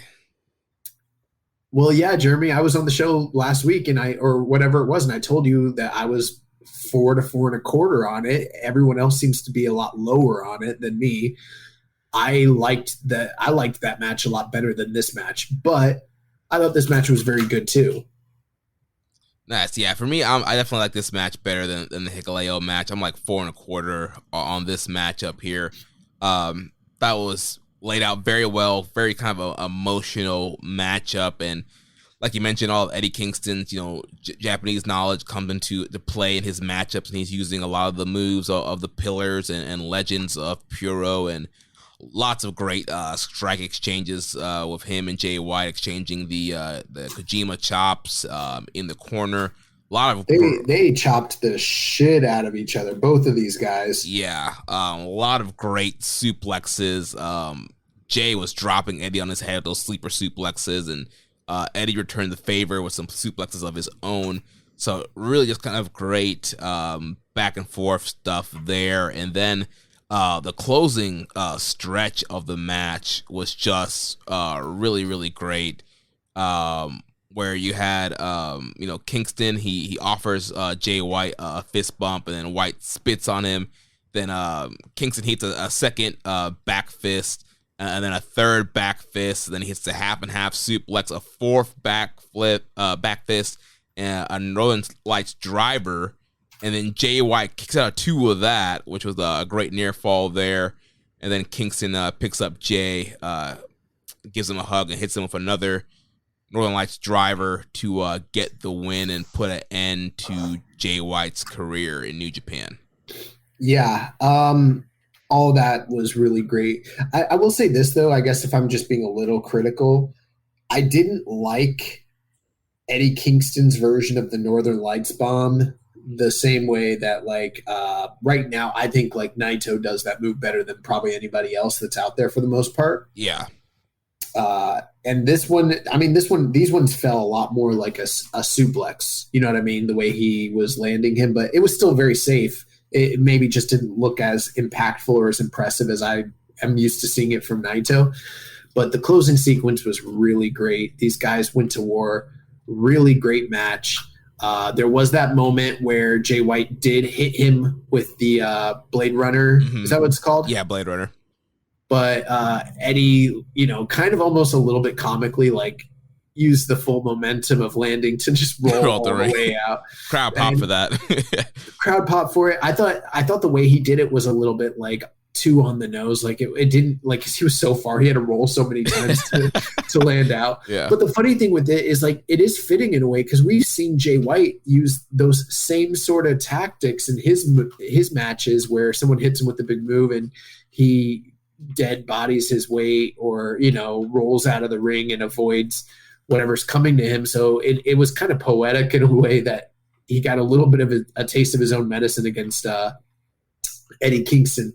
I did think it was funny prior to the match that Jay White said that he was giving Eddie Kingston one of his dreams, allowing him to grace the ring with a Japanese wrestling legend, which was really funny. But I was a little surprised and shocked at the ending. I think there was a lot of emotion here, but at the same time, I was pretty convinced that we were seeing the last of Jay White anyways. I think a lot of other people probably were skeptical on it still, but I wasn't really that surprised at the outcome here. Yeah. And then post-match, Jay White's getting several thank you Jay chants. He grabs the mic. We think we're going to get, some kind of goodbye or send-off promo from Jay White. And then out comes David Finlay, his longtime rival. These guys in real life, really good friends. They came up through the Noge Dojo together. Finlay runs out. He has a shillelagh in hand, and he cracks Jay White with the shillelagh, knocks Jay White out cold, gets the mic, and he's dropping F-bombs, and he's cursing out Jay White and cursing him for wasting the opportunity that he had. And he's been in the back all his time, wishing and wanting what Jay White had, and now he's going to take what Jay White has. And he warned the rest of the New Japan locker room, and he no matter where he goes, he felt like an outsider. Like in America, he's Irish, and in Japan, he's a Gaijin, and in Ireland, he's American. He just doesn't feel at home anywhere, and he's come and take everything that Jay had and kind of be a force to reckon with in New Japan Pro Wrestling. And this got a ton of heat. The crowds were telling him to shut up, and Finlay. They were telling him to shut the fuck up. Is what they were saying. Yeah, and Finlay was giving it back to them, and. Yeah, I liked so many times you see different wrestlers respond to negative reactions in kind of like creative. Like MJF's probably one of the best wrestlers at this. When they're giving him something, he'll have a snarky or comedic comeback. But I liked the way that Finlay did it. He was like, "Oh, you're telling me to shut the fuck up? No, you shut the fuck up." Yeah, dude. and they did. He was going off, and I guess with the Fight TV feed, maybe they're allowed that no censorship or whatever. But yeah, he was going off, and I thought he did an excellent job with this promo. This is kind of stuff that we've been saying that we kind of needed from Finlay. This kind of breakout moment, grab him by the throat kind of situation for him, and I think that's exactly what he did here. I thought the promo was great. It makes a ton of sense considering the history between Dave Finlay and Jay White. You know, we were in attendance for Resurgence August 2021, where these guys wrestled, and Jay was the heel, Finlay was the face, and Finlay got booed out the building that evening, and Jay was the hero babyface crowd reaction wise, and just to see where this whole story ends up, and it being Finlay to get the last laugh, so to speak, on Jay White. Yeah, I also really enjoyed the promo. I did think there was a little bit so all throughout the promo, I thought it was great. I'm like, yeah, hell yeah, Finlay. This is a guy that, like, recently had this huge resurgence during the G1, but after the G1 has kind of been MIA a little bit. So we've sort of been wondering, when are they going to get him back in the rotation and capitalize on the momentum that he built up coming out of that G1? Well, here it was. I love that. I like that he came out, showed this, angry, energy, and attacked Jay and called him out, basically buried him for squandering his opportunity and yada, yada, yada. It's all great stuff. And some of the other talking points you had. But then at the end of it, it went to like a flat place. And I've actually seen at least 2 to 3 times in his career, especially on these US shows, where they've tabbed Finlay to be the guy to come out and do something like this. He's done this, come out post-match and challenge people. We even saw him do this years and years ago to Jay White after the Hangman Adam Page match. So it's a little bit reminiscent of that. And almost every time there's like this flatness at the very end of it. I'm not saying that it's totally like it was a total failure. It wasn't a failure. I think there was more good than bad here, but I felt like the last note of his promo, I was feeling a little bit like, all right, well, where is this going? What is this about? And maybe some of that's by design, because we're going into New Japan Cup. They probably want us to have some of those questions, especially with this whole void, because there's no Bullet Club leader now. And he came out in all black, so that was probably by design. But I would have liked to have at least some sort of inclination as to what is this leading to, even if it's just a little tease. I'm not saying like connect the dots and lay it out, but to me it was just he just came out, hit him with the shillelagh, talked a bunch of shit, and then it was like, well, what's next? I don't know. It felt a little at the end like it kind of fell, and I would have liked it to be a little bit more impactful and definitive at the end. Yeah, I know. He did mention, taking what Jay White had, so that's kind of, to me, was pointing like, he's going to take over Bullet Club potentially, and he's in the New Japan Cup facing up against Ishii in the first round, so to me, it's kind of setting the groundwork for him to have a run in the New Japan Cup, potentially win the New Japan Cup. Yeah, I agree. I don't think he's going to be the Bullet Club leader personally, but of course, I could be wrong, been wrong before. But I always thought he was going to beat Ishii in the first round anyways, and I think that this sets the table for that to an even greater extent moving forward. One thing I would point out, though, is very rarely, if ever, do you see anybody from the Bullet Club act on their own in any real capacity. They almost always have the backing or the coordination of an attack with other Bullet Club members. I mean, that's just part of their MO. I can't think of a single incident where someone was tied to the Bullet Club and just went out and acted on their own in this sort of way. You know what I mean? Yeah, I guess maybe kind of Evil when he turned on Naito. I mean, there wasn't really any signs that he was... Yeah, but they all came out. Afterwards, yeah, you're right. Every time someone from Bullet Club does anything like, and I know we're getting into the lore, but the lore of the Bullet Club is if you are BC and you act, then they'll come out and support you on some level. And nobody came out and indicated in any way that they're tied to this guy. Now, maybe that might be the case in the future, but yeah, I don't know. I don't know if I personally even buy Finlay as being the Bullet Club leader. I do buy him potentially being like a faction leader or something like that, or a potential upper mid-card main event type guy. But I don't know. I didn't read when I saw this. Nothing about this told me personally that he was taking over Bullet Club. That's not the way I saw it at all. Yeah, I think it's kind of a tease, and it's kind of leaving it open-ended. I guess we'll see what happens come New Japan Cup. We have a ton of questions here on this matchup. So first from OK890, how does Finlay compare to pre-Bullet Club leader Jay, Kenny, and Devitt? Do you even think this means that Finlay is the new Bullet Club leader? I don't want to really do the whole comparison bit, but because all four of the previous leaders have been very different in a lot of different various ways. So I mean, I don't know. Yeah, like you said, we don't 100% even know if he is going to be the leader or not. So, and to me, I don't think that this means that he is the next Bullet Club leader. I think other people might have seen it that way potentially, and maybe it does lead to that, but I don't see it that way. Yeah. He also said, would it made more sense for Finlay to be Jay's last match? Yes, it would have made a lot more sense if that had been the case, but then again, like I mentioned, I don't know if when they made this match and were planning it, if they ever intended for it to actually be his last match to begin with. And my gut tells me that probably isn't the case. I don't think they did think that this was going to be his final send-off.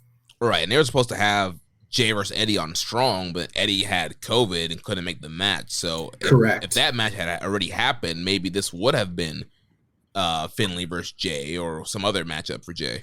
The other thing too is that even if in the kayfabe of New Japan, Finlay versus Jay is a more fitting match at this current, I'm not saying this might change.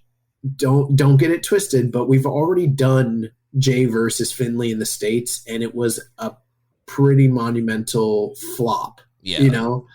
And I don't, even though a lot has shifted with Finlay in recent times coming off the G1, I don't know if enough has shifted to where he would have gotten the type of reactions in a match with Jay that people would have wanted. You know what I mean? I think it actually could have been potentially damaging to Finlay. And the reason I say this too is because the last time these two guys wrestled, they were coming off of two back-to-back incredible performances from Finlay in the New Japan Cup against both Jay White and Will Ospreay. And we were like, oh, this guy's reinvigorated and rejuvenated. And then he went to America and got crickets and booed out of the building. So I don't know. I don't know if what he did in the G1 is enough to endear him to the U.S. audience at this point anyway. So this probably long-term was better for Finlay than it would have been if he had been the final opponent for Jay. Yeah. Last commission 7252. Did Jay White feel easy to beat in the last few minutes of the match with Eddie Kingston? After the Blade Runner to Kingston, he didn't feel like no final boss compared to his other matches in Japan. That's probably true. I don't know if I have much more to add to that, but that's probably a correct observation. I mean, I thought he wasn't super dominant towards the end, but he ate a ton of offense from Eddie and had that big flurry and kicked out of that Northern Lights driver. So I think he was still fighting a lot towards the end there. Yeah, I mean, I just think at the tail end, you have two guys that are not necessarily upper echelon of New Japan's hierarchy beating him on the way out, which is that's classical booking. When someone's on their way out of the territory, you make them lose on the way down, on their way out. But yeah, you're probably right. He didn't feel like the same Jay White in his last three big matches with Okada and then, these two guys. He didn't feel like the same guy he'd been over the past few years. And maybe that's just part of the booking, the story they were telling. It also might have something to do with him actually being on the way out and mentally disengaging from the product in general. Yeah. Dark Soldier says, Ibushi is gone. White is gone. Who do you feel can fill that hole? Well, I mean, I feel like they've already been filling the hole to a certain extent. I mean, their exodus from the company kind of coincides with the rise of different stars like Will Ospreay and Shingo Takagi. And I'm sure there are other.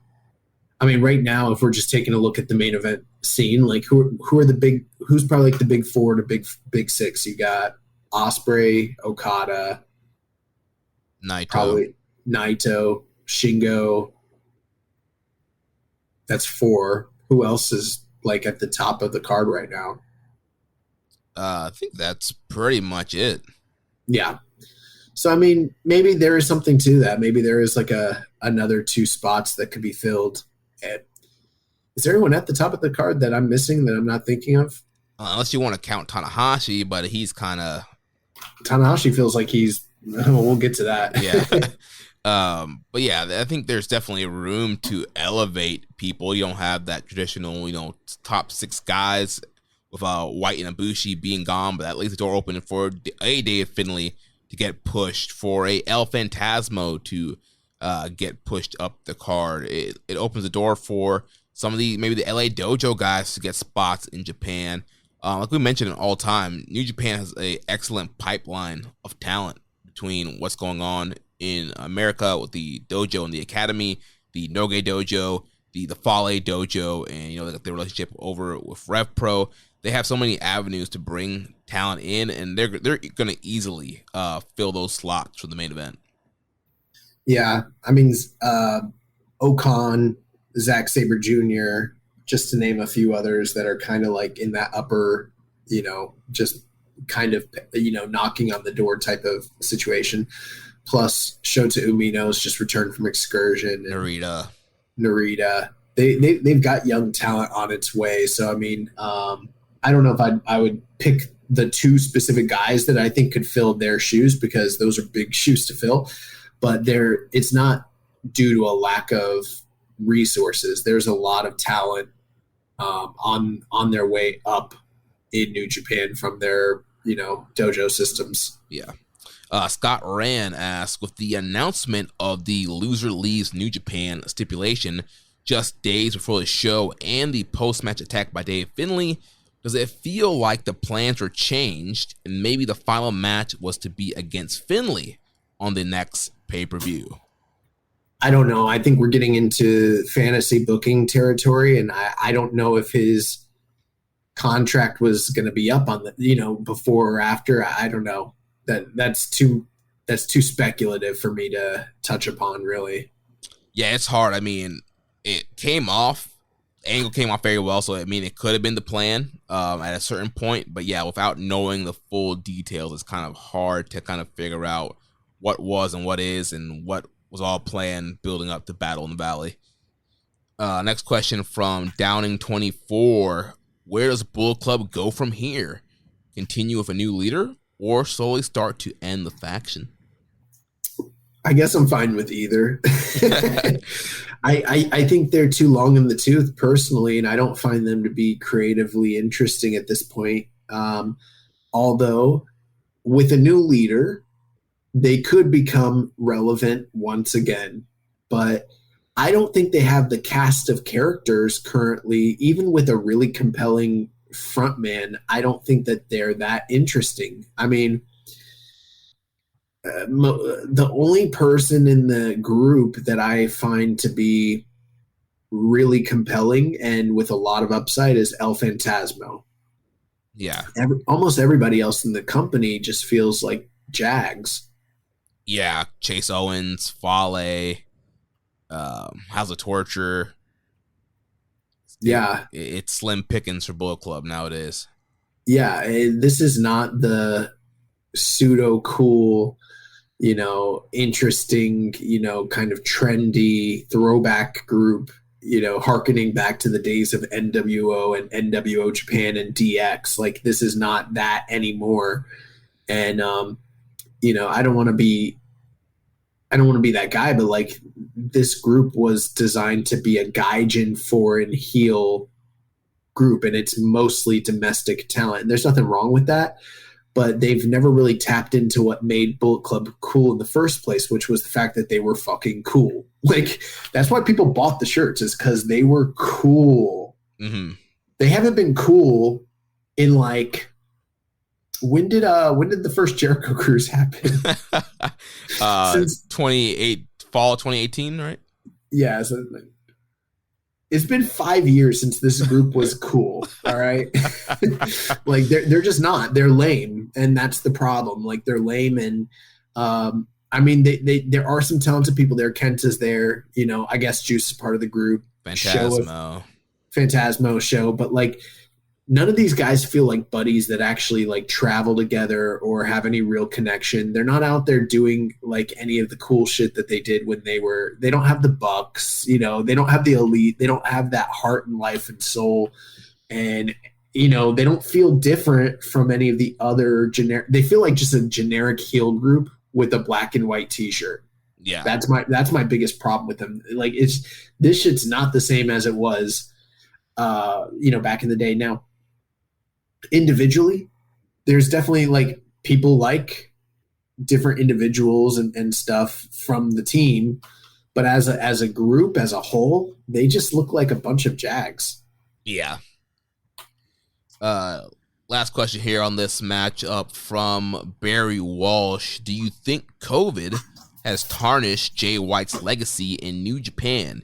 Years from now, people will talk about the clap crowds from the era, and COVID also stopped Jay getting in Japan for long periods. He leaves as a Grand Slam champion and a positive win-loss record against Okada. But do you think he'll be remembered for all his accomplishments, or will they be remembered with less herald due to the effects of the last few years? Hard to say. It's also going to depend on what happens after this. Where is he going next? I think he's going to WWE. There's a lot of people who don't think he's going to WWE. I think those folks are wrong. I think there's a lot of wishful thinking.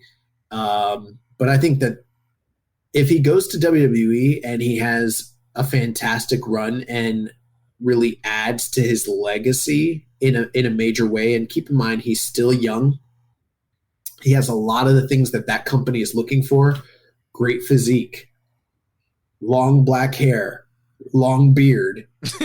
They push a lot of dudes in that company with black hair and black beards for whatever reason. Dude, he's a great heel. Triple H is going to love that, dude. Triple H can run that, you know, 02 to 05 Triple H booking with him. He can slow it down. Yeah. He can draw heat. He's technically excellent. He's an incredible talker. Yeah, great promo.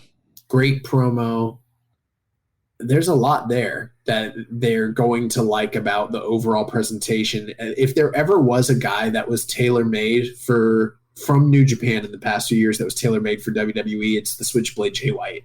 So I don't know if he goes over there and, you know, wins the world title, does, you know, big main events, does SummerSlam, wins the Royal Rumble, if that's going to quote unquote tarnish his legacy. He's still got a lot of legacy in front of him. He's not Nakamura going over there in 2015 while, you know, after he's been beaten down and his, you know, better years are behind him. That's not really the case here.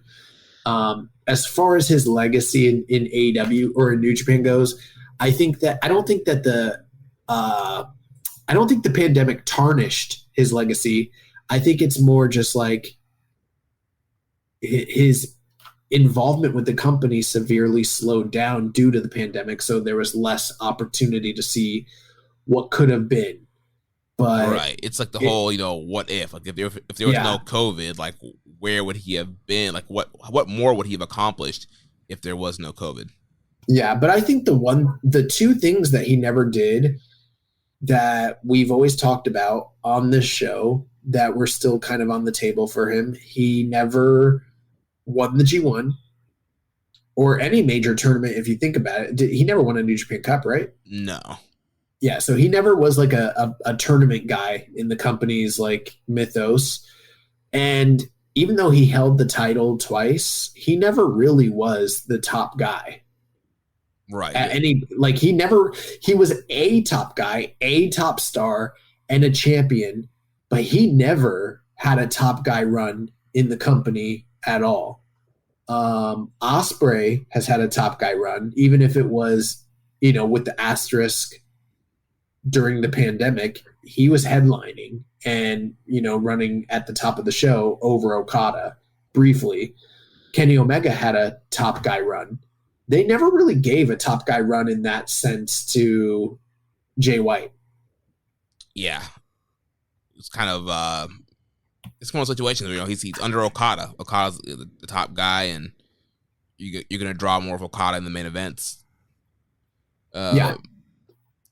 But yeah, I don't think it's going to ruin his legacy. And overall, I think he's going to have a good run in WWE. I mean, there is a track record there for former Bullet Club leaders. You look at Finn Balor, aka Prince Devitt. You look at AJ Styles. Those guys were pushed very heavily, still kind of being used well today. And so I think Jay is going to have a good run. And even if he does have a bad run, I don't think it's going to hurt what he did in New Japan.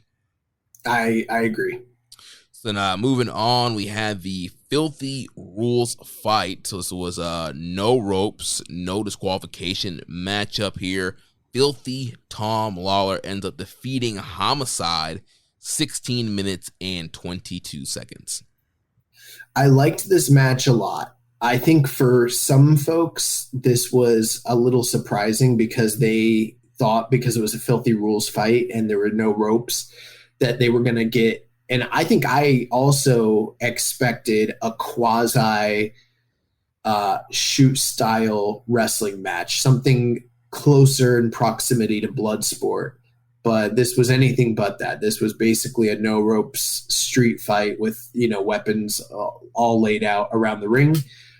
Nevertheless, I think with a guy like Homicide on a card like this, it made a lot of sense to me. I really enjoyed the work. I think the crowd was, even if they weren't necessarily super hot for either Homicide or Tom Lawler, the spectacle of seeing guys get put through boards and, using ladders and chairs and cookie sheets and all that stuff, I think that worked. And it was a good way to sort of break up the emotional aspect of the previous match and get, the table set for the two main events. Mm-hmm. So for me, I thought this match worked. And, there's no denying that Homicide at this point has seen better years when it comes to mobility and his ability to work in the ring, and kind of disguising that by putting him in a familiar setting like a death match, which he's more than adept at doing. It worked really well. And I thought these guys had a lot of good chemistry, good storytelling, the stuff with the forks. I think it all worked. Yeah, we've been mentioning a lot the last few weeks about, bookers should hide people's weaknesses and emphasize their strengths. And I think that's what they did here with Homicide. This is not 2005. We're not getting a Ring of Honor Homicide. We're not getting, TNA Homicide here. It's 2023. And so, yeah, putting Homicide in a no DQ street fight environment definitely kind of plays into his brawling background, his violent background that we've seen over the years. So I thought that was a great way to kind of utilize Homicide.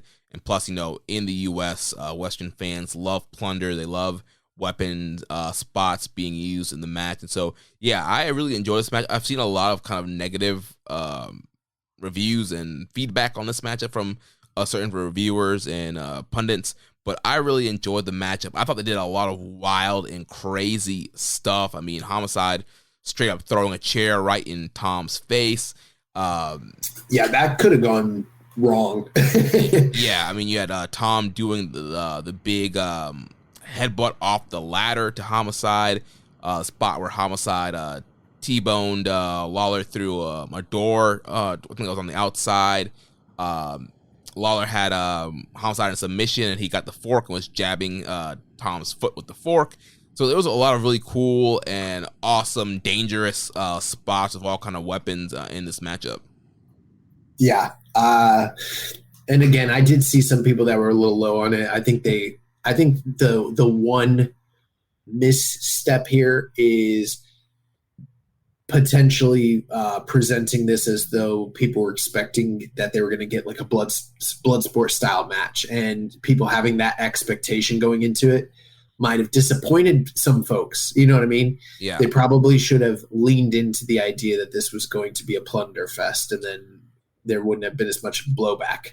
Yeah, I'm not quite sure why they decided to go no ropes. They should have just done a straight up no DQ with the ropes on. But It is what it Well, is. I mean, and back in the day, I mean, there were a lot of like no rope plunder matches. This isn't like any necessarily a new thing, but I think because of Filthy Tom Lawler's MMA style background and the proliferation of blood sport, I think people were sort of expecting that. Yeah, but yeah, overall, thought it was a good match.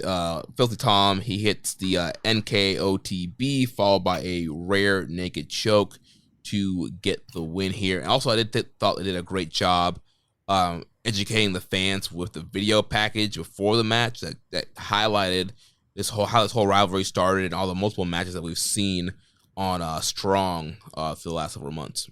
Agreed. So that brings us to the NJPW World Television title match.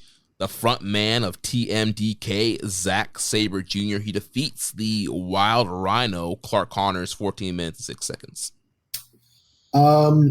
So I liked the match in general. I love the idea that they, were giving a shot for the title to Clark Connors. They advertised that this would be a title centered around opportunity and young talent, and this was a good step in that direction. I don't know if they set the table to the level that they probably needed to kind of build this match up. Recently, like Zach sort of just threw the challenge out there after his last defense against Ishii that he would defend the title against the LA Dojo guy, and then Clark made a video, but I don't think they did a great job with the prepackaged promo necessarily or hyping the match, but the match itself was very good.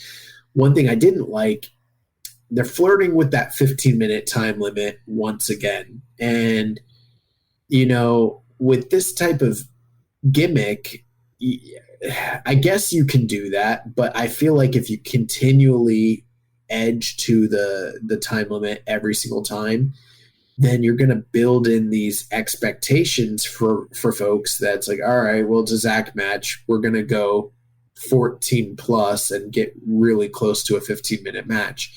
And I mean, I guess you can't complain too much if the action is really good. And I did think the action was really good here, but you also don't want people to have these preconceived, expectations about what they're going to see. I think that with it being a high-speed centric style title and having these rules, it would be okay. And I'm not saying that he needed to squash Clark Connors necessarily, but like a really, really kick-ass high octane 9-minute match might have done the trick here. You know what I mean? Yeah. The only one thing I'll say to kind of go against what you're saying, I do kind of like the idea of setting up a precedent of, all right, with Zach as a champion, his matches are going to go close to the time limit. Because I think once you get down the road, maybe, 5 or 6 defenses in, you do a flash match where he either wins or somebody beats him in a very short amount of time. And you kind of, it's a surprise because you're like, oh, it's a Zach match. I know it's going to go 15. But then he gets beaten like a minute, rolled up real quick towards the beginning of the match. And it's something completely unexpected. Yeah, I think there's definitely that narrative opportunity. And if they go that way, that would be great. And I can't deny that there's definitely an opportunity to do that. But in my opinion, because they didn't just do this during the title defenses, they did this through almost every single match he had in the tournament. Mm-hmm. I don't know that they're setting it up for that as much as just like, all right, it's a Zach match. We're gonna go a good amount of time, and that's just it. Like, we're gonna tease the time limit. I'm not sure that they're setting it up for the big surprise down the road. Yeah. If they do, that would be fantastic. And that would be a really great way to kind of shift the narrative and set up a big rematch and subvert expectations. But my fear is we're just going to keep having, 14 plus minute matches every single time. Yeah. I also wonder if this should be like, as a division, if they shouldn't be having TV title qualifying matches where people face off in non-title matches with the 15-minute time limit. Yeah, I think it would definitely help build challengers and build intrigue versus just kind of doing the open challenge gimmick and having just random people challenge.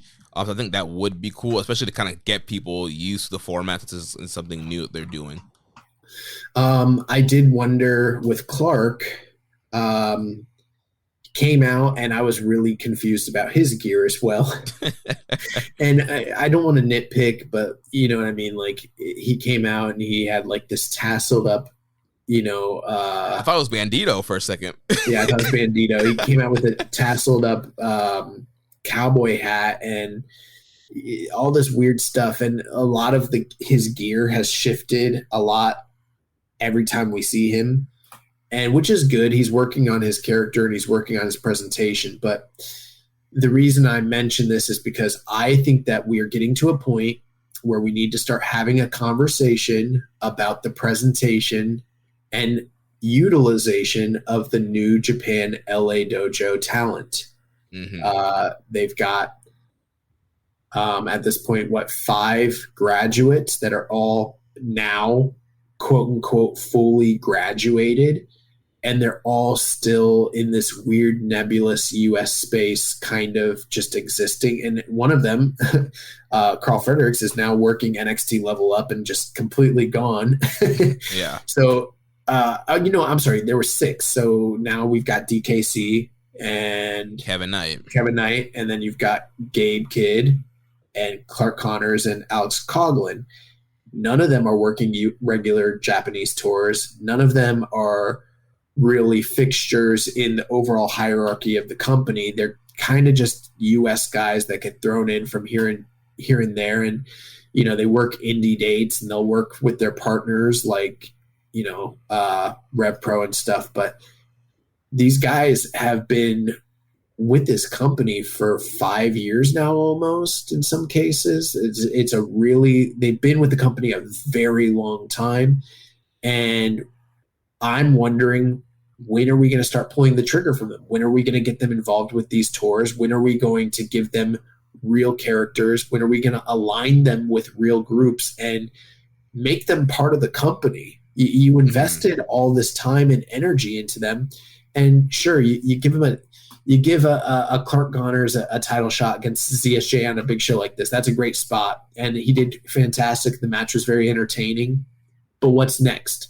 I have no, other than the fact that we've been with these guys since the beginning and we're like the deep Shinihon freaks, most people that watch New Japan have very limited knowledge of them and have seen very few matches of theirs and really aren't that invested in them. And I'm wondering if the LA Dojo is a flop at this point. Like, if all of them are graduated, are we going to see a new class of guys coming? And why would they even do that at this point when they haven't even integrated the first 5 guys or the first 6 guys? They didn't even integrate them yet. So what's the point? Yeah, I know they're doing the whole new academy system to, get talent for the dojo and do that whole thing. But yeah, this is, we've been talking about it for a while now. These guys should definitely be utilized more, integrated more into the New Japan system. It just doesn't make sense. And, earlier the question about, COVID potentially tarnishing Jay White, but look what COVID did to these guys. I mean, pre-COVID, Carl Fredericks was slated to be in the New Japan Cup in Japan in a big first round matchup. It seemed like, before the pandemic, like Fredericks, he was like the ace of this dojo class and he was going to be pushed to the moon. There were so many people talking about, yes, guys, future IWGP champion. He's tall, the look, and like you mentioned, now he's in, NXT and WWE developmental. And unfortunately, like, this could be the future for a lot of these guys if New Japan doesn't put their foot on the gas. Like, these are all very talented guys that could easily get into that NXT system and be out of here, or to AEW. There are several places where these guys could go and be utilized, and it could detriment, the future of the academy and the LA Dojo. If you're an up-and-coming wrestler and you're like, I love New Japan, but look at what they did to Fredericks. Look what Coughlin on the pre-show. His match had no audio. Right. Connors, he's in this goofy tag team with Taguchi, and now he every once in a while gets a match, but he's not over. Well, I mean, even when he came out, he had a great match, but I'm looking at him and I'm like, what are you wearing? He didn't look cool. He didn't look like a guy. Now, I don't mean this in a disparaging way because I'm high on him as a talent, but I'm like, you're the Wild Rhino. So why are you wearing a sparkly, dazzly cowboy hat? What the fuck is that? It kind of reminded me of like when Nash used to like wrestle in WCW as like Vinny Vegas, and it's like there's something there. There's star potential there, but they've got him presented all wrong. And that's what I feel like is going on with Clark Connors. Since he graduated, they've been presenting him all wrong. And, I think it's time that people start talking about it. Like, what do we do? What are we doing with these guys? Yeah, and Gabe Kidd, I know he's had his battle with mental health, but I mean, he worked the World Tag League Tour. Haven't seen him since. Don't know what the heck he's doing. Like, why isn't this guy being utilized, especially on these U.S. shows? Had one of the best matches in the brand's history in America with Eddie Kingston on the Nemesis tour. Like, these guys are super talented, can work hard. Yeah, some of them, they need tweaking on their character and presentation, but these guys, none of them in the New Japan Cup.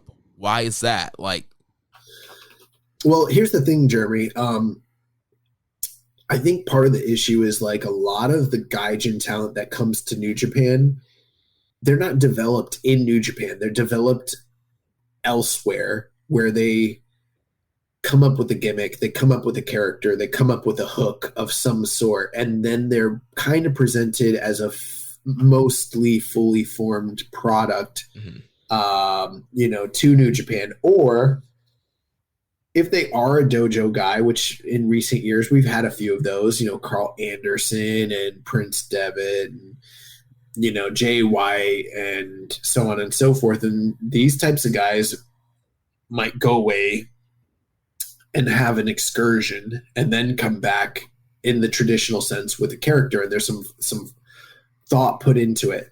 These guys were developed in an entirely new environment in Shibata's dojo. And I mean, I love Shibata, incredible wrestler, not necessarily someone I would think to go to if I wanted to develop promos or develop a character necessarily, even though he gets his character. I don't know if he would be the person I'd want shaping my character. You know what I mean? Right. Especially as a foreign worker.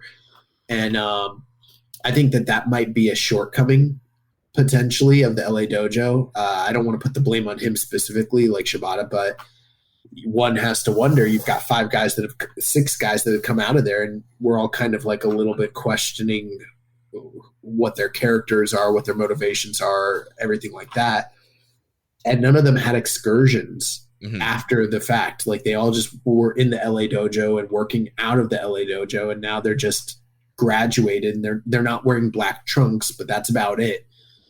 I think that this is something that New Japan needs to put some thought and consideration into. I also think that if the company's not going to do that, the workers themselves need to put some thought into that.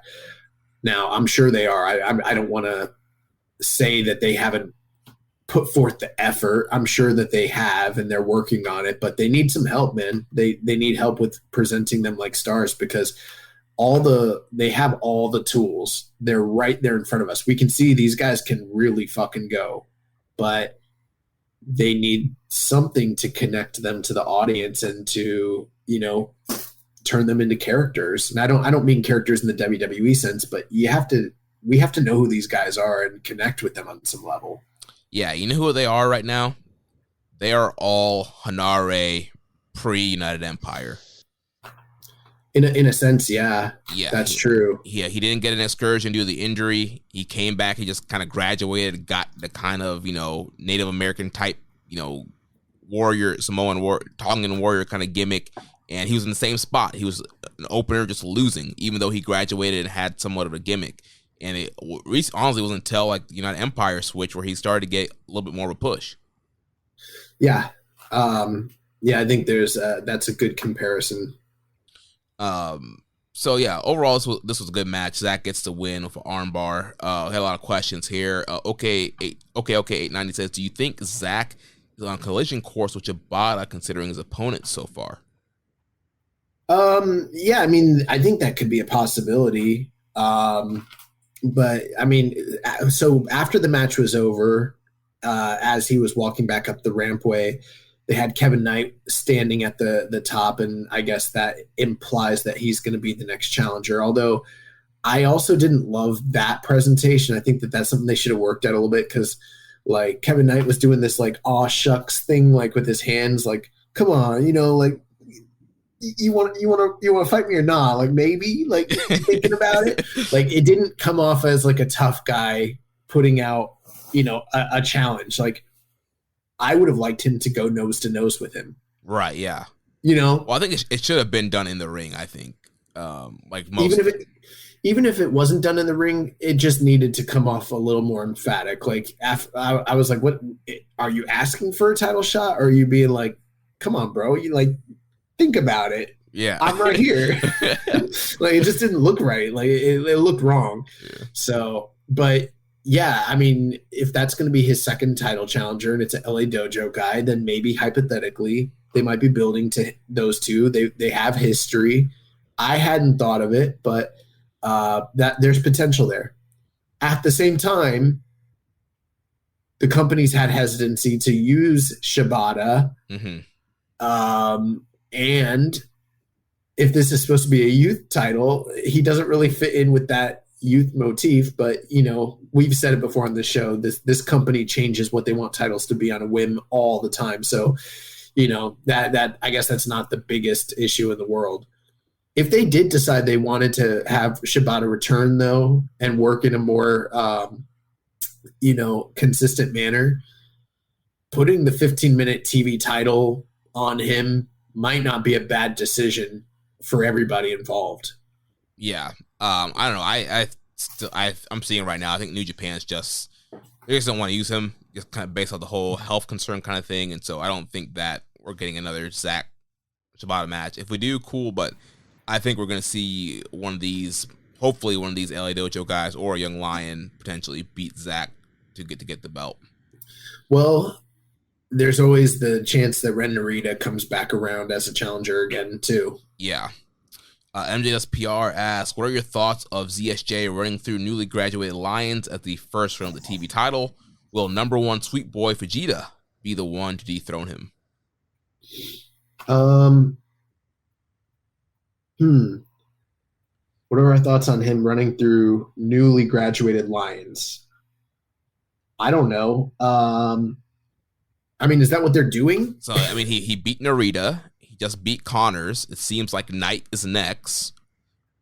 I guess. I mean, I always just think of, I think of the fact that he also faced Ishii. So to me, like, in fact, like, because there was so much time between like Ishii and Narita, I kind of forgot about the whole fact that he even beat Narita until a few moments ago. So yeah, I mean, there might be a story there. He's this big boss type character for these young guns, but I don't know if it has to necessarily be framed that they're all recent graduates, but I guess there's some truth to that. I don't know. Yeah. I mean, I do think it would be kind of a cool story if Vegeta is the one to end up beating him. Unfortunately, I just don't know if the timing's going to work out. I mean, Vegeta's still kind of pretty, young in his run in the dojo. I do know they're trying to escalate things with Young Lions, but I think that'd be pretty quick to have Vegeta beat somebody, especially the caliber of Zack Sabre Jr. Have you ever seen the Murakami versus Shibata match? I don't think so. So Murakami was part of what was the Makai Club, and they were like the Makai Club was like a group that was like Inoki loyalists, like Inoki devotees in the mid 2000s, and they like worshipped Antonio Inoki as like their like god basically, and they all were like shoot style type guys. And Murakami was doing these open challenges where every time someone would come out and fight him, there was a bounty prize, and it would like increase exponentially after every single defense. And he was on this like big roll. And during Orange Crush. I think it's 2. So this is probably like 2004. So, Shibata's like basically a freshly graduated young lion with a lot of like anger and a chip on his shoulder. And he's the underling to Murakami. For whatever reason, unexpectedly, he makes the challenge because he wants that gold. He like wants the money, and he challenges Murakami, and Murakami beats the fuck out of Shibata as his Kosai or whatever it's called. And I'm pretty sure it's like mostly a shoot, like, and it's the most I've ever seen Shibata bleed. Like Shibata gets busted open hard way and just bleeds all over the mat. And it's one of the wildest things I've ever seen in a New Japan ring.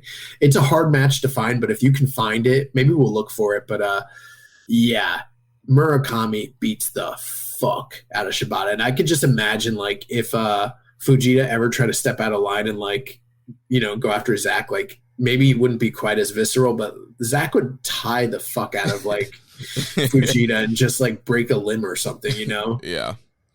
Rambo Slam picks this with NJPW Strong as we know it coming to an end. Do you think we will see more integration of the core talent from that brand into Japanese tours? After watching ZSJ versus Clark Connors, I feel strongly that Connors has the potential to be a big player going forward. Well, I think that the LA Dojo guys have a leg up in that regard, potentially. Who knows?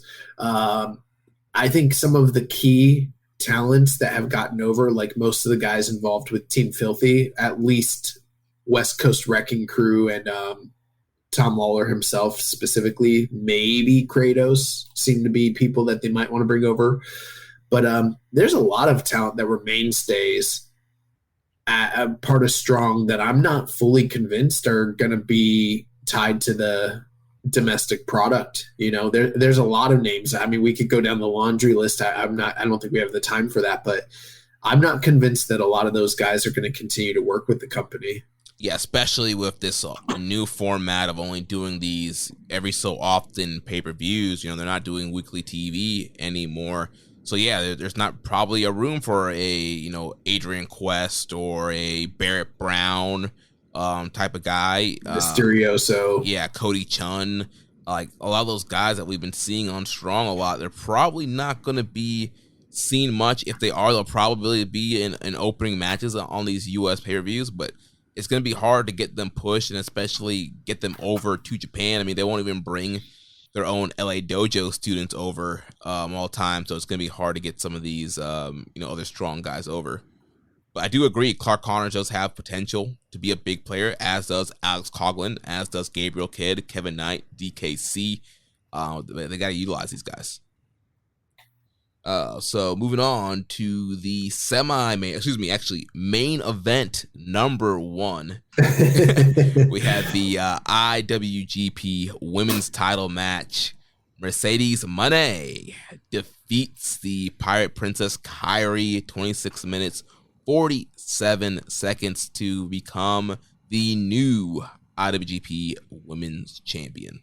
Jeremy, in fact, I would like it to be noted that once this match was over, there was not a giant exodus of fans leaving the building to not watch Tanahashi versus Okada, which is amazing, because I was told that this was the real main event, and if it didn't go on last, that this company was going to get embarrassed, and there would be just giant swaths of empty chairs that would just, shame the company for their poor treatment of Sasha Banks. Well, they didn't embarrass themselves with the match placement. They did with the production, but it was good that fans stuck around to watch Okada Tanahashi. But I gotta say, this match was awesome. I know there was a lot of question marks on Mercedes. Can she still go? How is Mercedes gonna work? In a New Japan / Stardom style matchup, and overall, I thought it was awesome. I do feel though this was more of a NXT takeover style match versus what she's gonna get when she goes to Stardom and faces off some of the top stars there. But if Yeah, well, she in the news, I guess I'll just say it now, but Azumi in the press conference yesterday issued a challenge to Mercedes, so I believe that's going to be the match for the April show that Mercedes is going to be doing. But one thing I'd like to say about that, and granted, I'm by no means a Joshi expert, but my understanding is that Azumi typically works in these fast-paced, high-speed matches that aren't necessarily the hard-hitting style Joshi matches that you see at the top of the card. Right. And I think a lot of people sort of thought that like her or Starlight Kid might be stylistically a closer match to what maybe Sasha's comfortable doing, as opposed to like taking those kicks from Shuri. Right. But I thought this match was awesome. I thought Mercedes looked great. You know, she's been doing a lot of training in Japan and Mexico. She had a lot of great, lucha libre Mexican arm drags throughout the match, and it was just great chemistry here. Kairi was super over this crowd as well, so that really helped. You had both great crowd reactions with both women. Both women had great star-like entrances. They really elevated the kind of presence for the women's title in this matchup, and great back and forth. Like you mentioned earlier, we had a ref bump in this match. There's some more WWE ism here, but a crazy table bump. Kairi putting Mercedes through the table on the stage. Just a great back and forth matchup here.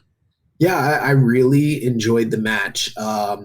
Now, I don't think it was necessarily, for instance, at the same level of like Mayu versus Kairi for the inaugural title, but there was a lot of pressure on on Mercedes. I was going to call her Vernado, but Mercedes Monè. There was a lot of pressure because let's keep it a buck here. I don't think we've been discussing, you and I, too much what's been going on with her and everything, but like, obviously, there was the flubs with Wrestle Kingdom, right? Mm-hmm. And then after that, there was that promo video that they put out not too long ago, hyping this up. And I felt like a lot of the sound bites that they produced and did made her sound terrible. Like, just there's no ifs, ands, or buts about it. She sounded horrible. Just from like a general, like, I don't know how to phrase it, but like her use of the English language was just very questionable. Like there was a lot of weird phraseology. And I mean, I guess I'm not one to speak. I misuse a lot of English on this podcast, but this is also like a promo video. They should have had someone working with her to make everything sound pristine and crisp, and they made her sound kind of dumb, which was not a good look necessarily. And I was like, what the fuck is going on in this video? Then recently, like she had heat for, not showing up to the Stardom Dojo, and she was working and taking pictures with Joshis from rival promotions, and that like wasn't necessarily a good look. Then there was a recent interview where and I don't even know if this was kayfabe or shoot. That's the funny thing. It might actually just be character work where she's coming in as a heel and thinks very little of the girls she's wrestling, but she said that she wanted to wrestle AMZ and Julian. What the fuck?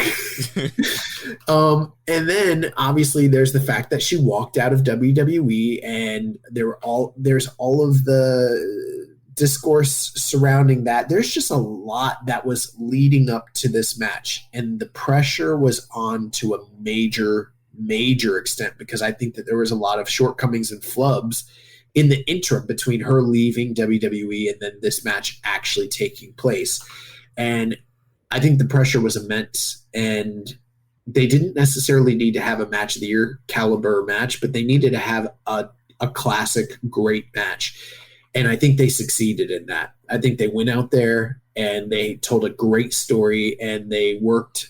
A lot of people had questions, would she be able to work a style different than the one she worked in WWE? And I think for the most part, yes, she did. I don't know if it was necessarily what I would call classic Joshi, but it was very high level, very competent. very emotional. They gave these women a lot of time, and they didn't seem gassed or blown up or lost in any way. And it was, to some extent, hard hitting. Mm-hmm. A lot of high flying. I thought that some of the best stuff was down the tail end when Kyrie went to go hit the insane elbow, and Mercedes got her feet up, and it looked like she broke her arm on her feet. And then Mercedes, went to go do the frog splash, and then she landed on her knees, and just the back and forth. Everything was really, really good. And down the stretch at the very, very end, Mercedes hit her new finisher, the one that they flubbed in the Tokyo Dome. So they kind of had a redemptive spot there. And the crowd was just living and breathing and super hot. I mean, I think that overall the show had interest from the audience there, but I think that the idea that this was the match that sold the show showed, because I think that the crowd was the most engaged for this match overall for the entire night. Yeah, the crowd was the hottest for this match. You can click. This was the match of the night. Both these women were stars here, and like you mentioned, just overall, it's a great matchup, great storytelling. Like you mentioned, with Mercedes working over the elbow of Kyrie all throughout the match, and that played in later, and Mercedes hitting a lot of the hits from Eddie Guerrero, trying to do the Three Amigos, trying to do the frog splash, getting stopped in that, and bringing back the old bank statements for near submission as well. There was a spot where Kyrie put her in the bank statement for a great near submission. Then, like you mentioned, they were able to redeem what she calls the Monè maker, the gory hold into a DDT. Was able to hit that on Kyrie. So Mercedes gets the win. 1, 2, 3. It's the second ever IWGP Women's Champion. They hit the champion music for her as they put the belt around her waist, and the crowd loved it. Yeah, I also liked the idea that she paid tribute to Hannah Kimura with her, that's right. Her ring attire and her gear. That was really, I thought it was a nice touch and very fitting. I was surprised that they let her have the dollars rain down during her entrance, since that's something we generally associate with Kazuchika Okada. And then if you notice, when he came out for the main event, he didn't have the Okada dollars. So a little surprised by that. But I thought the match was great. I mean, there's a couple things I can nitpick, but the match was very, very, very good. I'd probably go I think I'm going to adopt. I was listening to Voices of Wrestling recently, and Joe Lanza mentioned how, when he feels like there's a score in between the traditional quarter star ratings, he's just going to start going plus. And once he said that, I was like, that's an incredible idea. Why have I never thought of implementing something like that? And I think he mentioned that he took that system from someone else. And I'm just going to take it as well. I think it's great. So to me, I didn't think this was quite 4 1/4, but it was like in between. I'd probably go 4+ on this.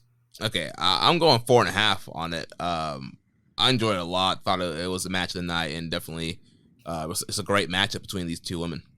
Yeah, and you're not alone. I think there's a lot of people that were a little bit higher on it than me as well. But I thought it was a really great match, and I am interested to see where this leads, because I'm not sure how many dates they have long-term for Mercedes. And it's going to be very interesting to see what defenses she has, where she defends it, how they showcase the title moving forward. And once they decide to take it off of her, how is that going to go? Because I can't think of too many names that I think right now she would be willing to actually drop that title to, and I think that that's where some of the intrigue of all this is, going to come into play. Yeah. A couple questions here. Camilo on Twitter asks, can you see Sasha defending the NJPW women's title in AEW, or will she be mainly programmed here in the States? I mean, you never say never, but I think that that would unless it was like a forbidden door situation, I think it would probably be, for a lot of business reasons, a bad decision. I think that with the idea that she might potentially sign with AEW at some point down the road, having her show up in any capacity prior to actually signing a contract would probably kill any intrigue for her and for the company, if they ever want to do business together.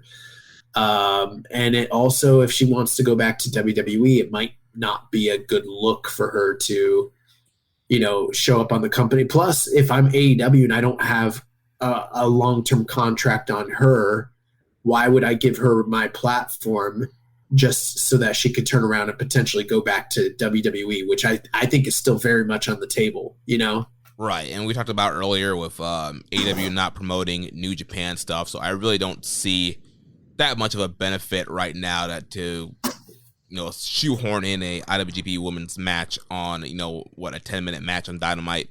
I just don't think that would be the best use. Right.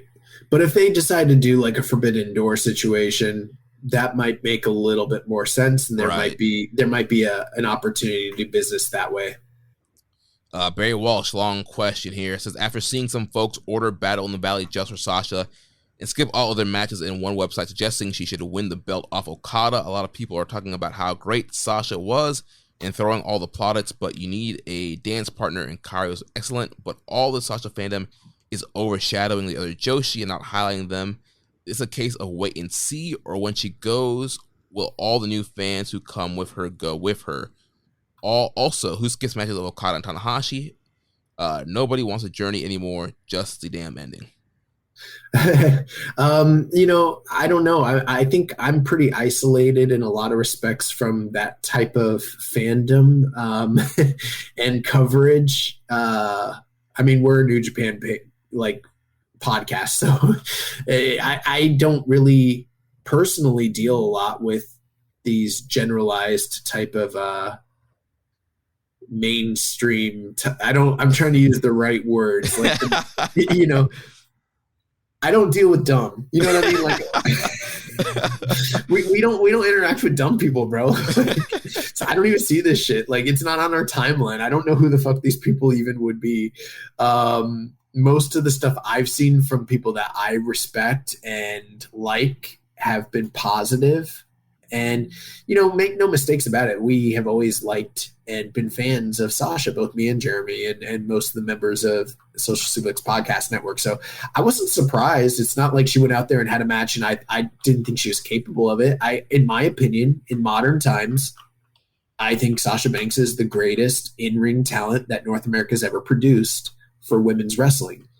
Bar none. I don't think there's hardly anyone else that's really in the conversation, unless you want to go a historical aspect and talk about like Mildred Burke or June Byers, basically. Yeah.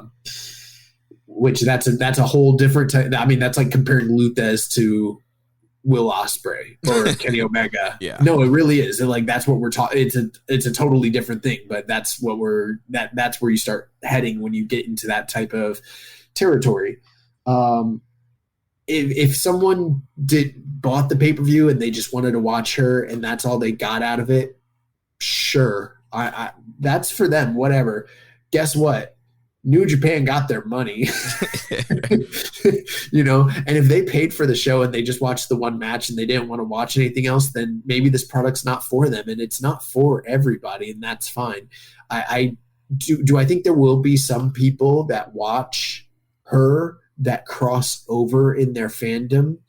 Sure, I think that's definitely going to happen. Do I think that maybe the Venn diagram of Sasha fans and New Japan fans maybe isn't that deep? That's possible, and there might be. And I think when and if she does leave, which I think she will, I don't see this being a long-term thing. They'll probably go with her. That's what happened when Mox came into the G1.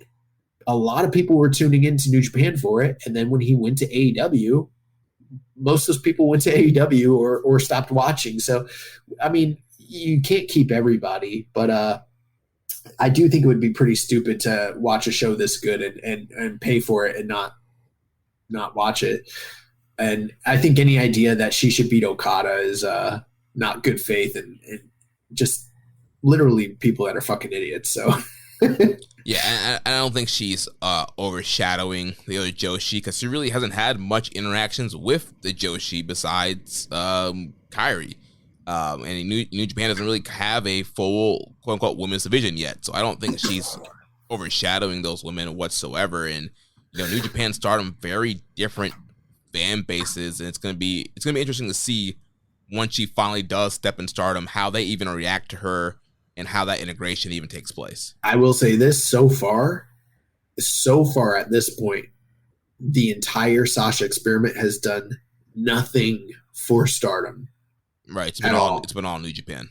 It's all been about New Japan. It's all been about Sasha. And I love how she's always like New Japan and Stardom. And she like tags them on because it's like, I think she might be contractually obligated to mention Stardom when she mentions New Japan. Yeah. But like, she hasn't shown up in any capacity on any of their shows or their social media or really in any way whatsoever. She's a non-entity to that promotion at this point, aside from the fact that she holds the IWGP Women's title, which really hasn't even been, to my understanding, anything in Stardom. It's not like it's showing up on the shows. It's not like it's in the video packages. It's not like something they're really talking about.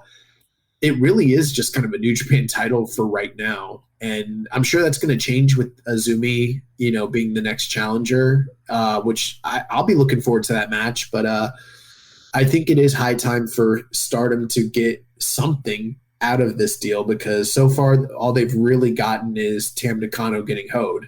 Yeah. Main event, number 2, IWGP World Heavyweight title match. The Rainmaker Kazuchika Okada retains and defeats the Ace Hiroshi Tanahashi 21 minutes and 8 seconds. Jeremy, I am ready to never see Tanahashi and Okada wrestle each other ever again.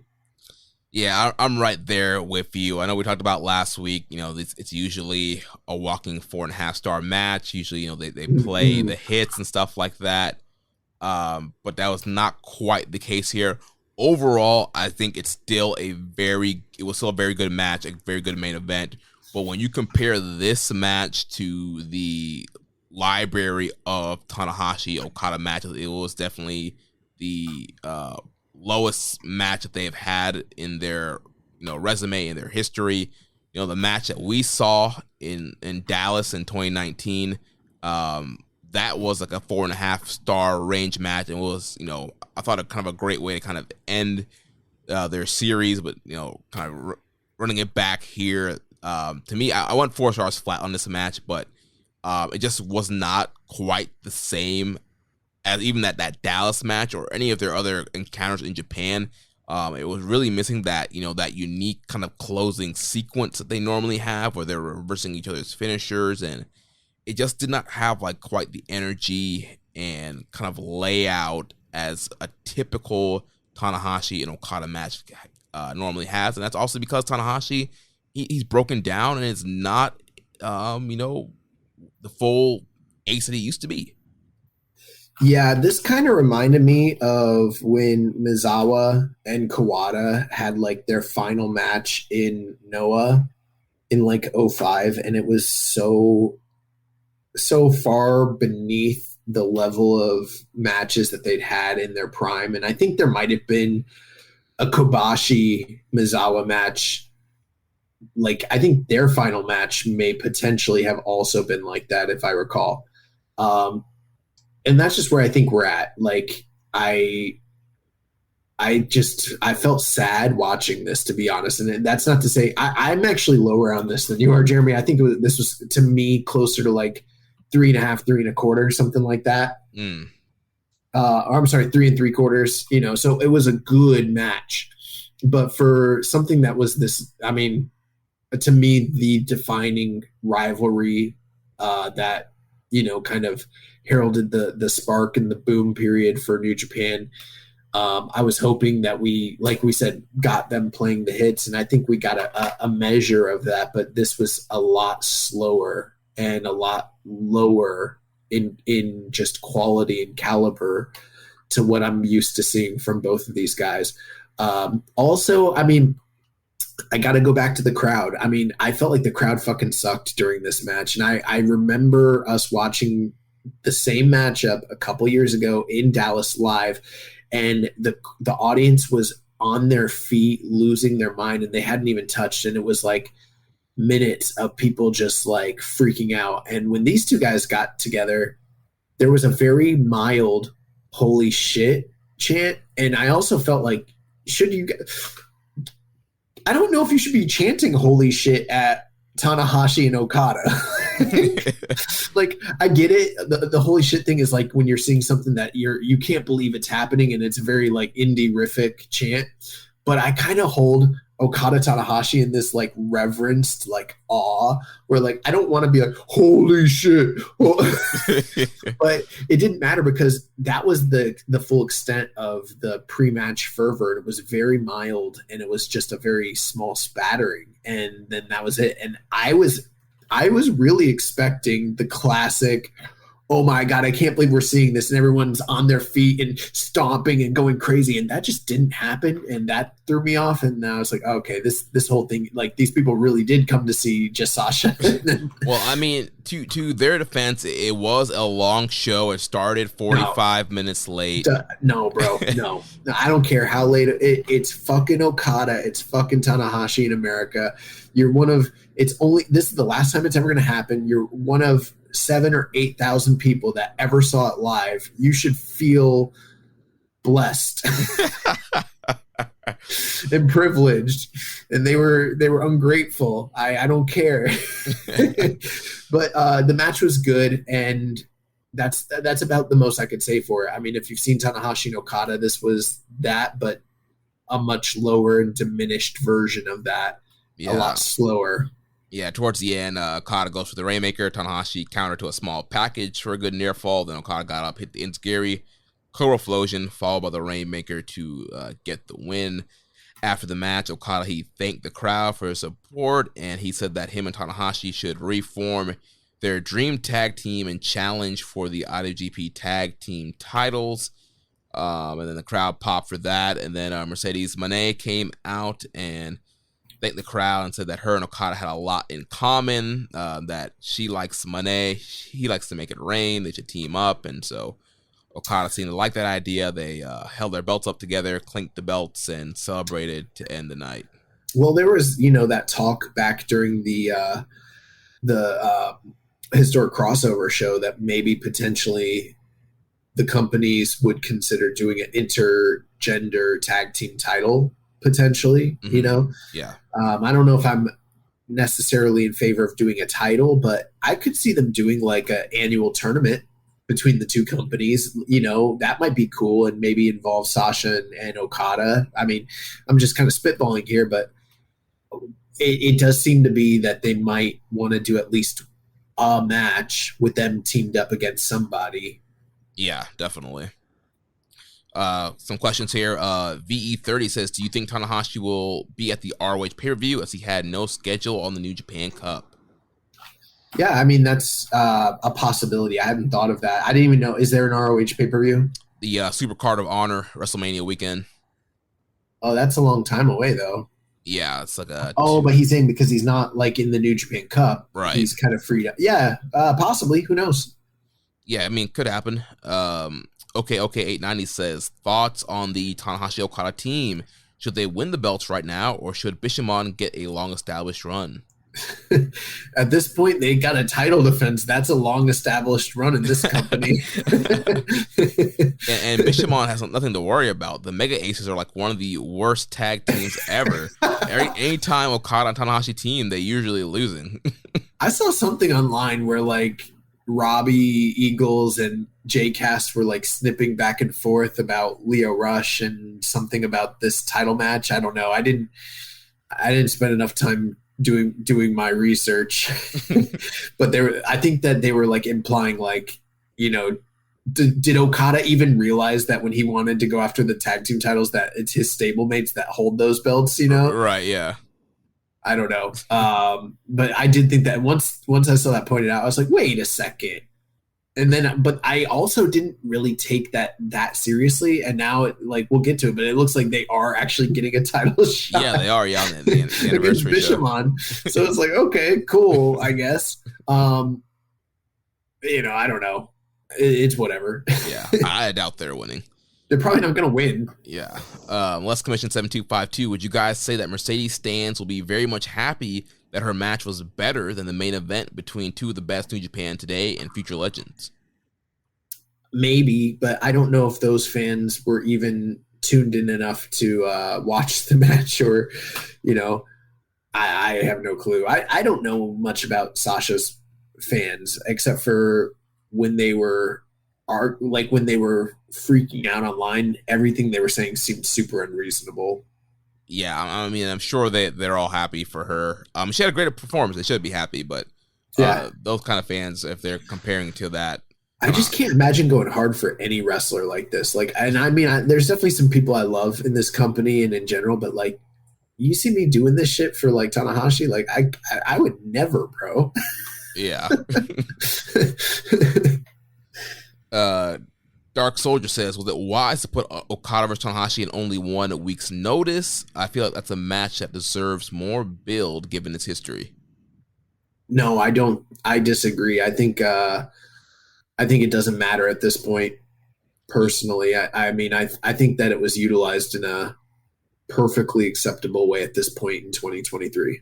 Yeah, and considering the tickets were already sold out, I think this was a great match to do.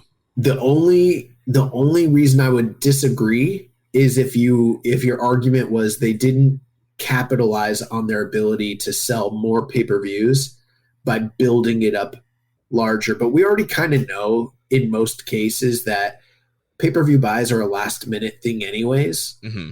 You don't necessarily need a long production or promotion for especially a pro wrestling pay-per-view. But if they were banking on the idea that a U.S. audience would pay more for this particular match, maybe they should have promoted it earlier if that was even possible. I mean, it's not their style to do that. But as far as this particular, for the live audience, it was fine. The tickets were already sold. Yeah. Then Barry Wall says, has the average younger wrestling fan got the attention span? Do they have the attention span for New Japan? Matches can go quite long, and most people these days barely watch and only want results. I saw some comments from people who skipped the real main event of Battle in Valley and complained it would go for over 20 minutes. Is New Japan doomed to fail with its expansion plans if the average 20-something can't muster any attention and instead would rather just see the results? I mean, does that exist? Yes, that definitely exists. Are there fans that have been conditioned to enjoy shorter wrestling matches? Definitely. But I think just because if you just read a comment on the internet from somebody, do I think that's indicative of a wider, does that tell us the story of what all wrestling fans want or, have an interest in? I don't necessarily think that's true. I would need something that's a little more conclusive and a little bit more scientific based, some research. I mean, I don't know. AEW has, I know that they're not the perfect comp here, but they do longer wrestling matches on television. And typically when they do a longer wrestling match, their ratings go up. Same thing with WWE. Recently, they started under Triple H. They started doing longer television matches, and their numbers improved. So, I mean, I don't know that that's necessarily the case. Do I think that New Japan can be overly reliant on long matches and maybe needs to freshen things up? I do. I do think that could be a potential problem, and it might be a barrier of entry for some wrestling fans, but I wouldn't take what a few people wrote on the internet as being the gospel about how Gen X wrestling fans consume wrestling. Well, I think Gen Z, I mean. I just think in general, there's kind of this kind of false narrative that, people's attention spans for media are short. My shoot jobs in digital marketing, and there's one camp that tells you people have short attention spans and everything has to be super short for them nowadays. But in reality, when you look at it, look at how many people binge watch TV shows, watch long Marvel movies. there's not really an attention span problem. There is I would say, a content quality problem. If you're producing great content, no matter what it is, and no matter how long it is, if it's great, you're going to hold people's attention for no matter how long it is. And for the fans that watch New Japan, I think they like that long quality match and usually can hold the attention span of New Japan fans. And, Wrestle Kingdom, for a great example, is usually, a 5-hour, 6-hour show. And that thing breezes by because they structure the card so well and all the matches are so great. So I think overall, if you're putting on a great show, you can hold a fan's attention span. Yeah, you don't hear me complaining about the length of shows when the show's great. You only hear me complaining about it when the show is not up to the standard of entertainment that I want out of a show that's that long.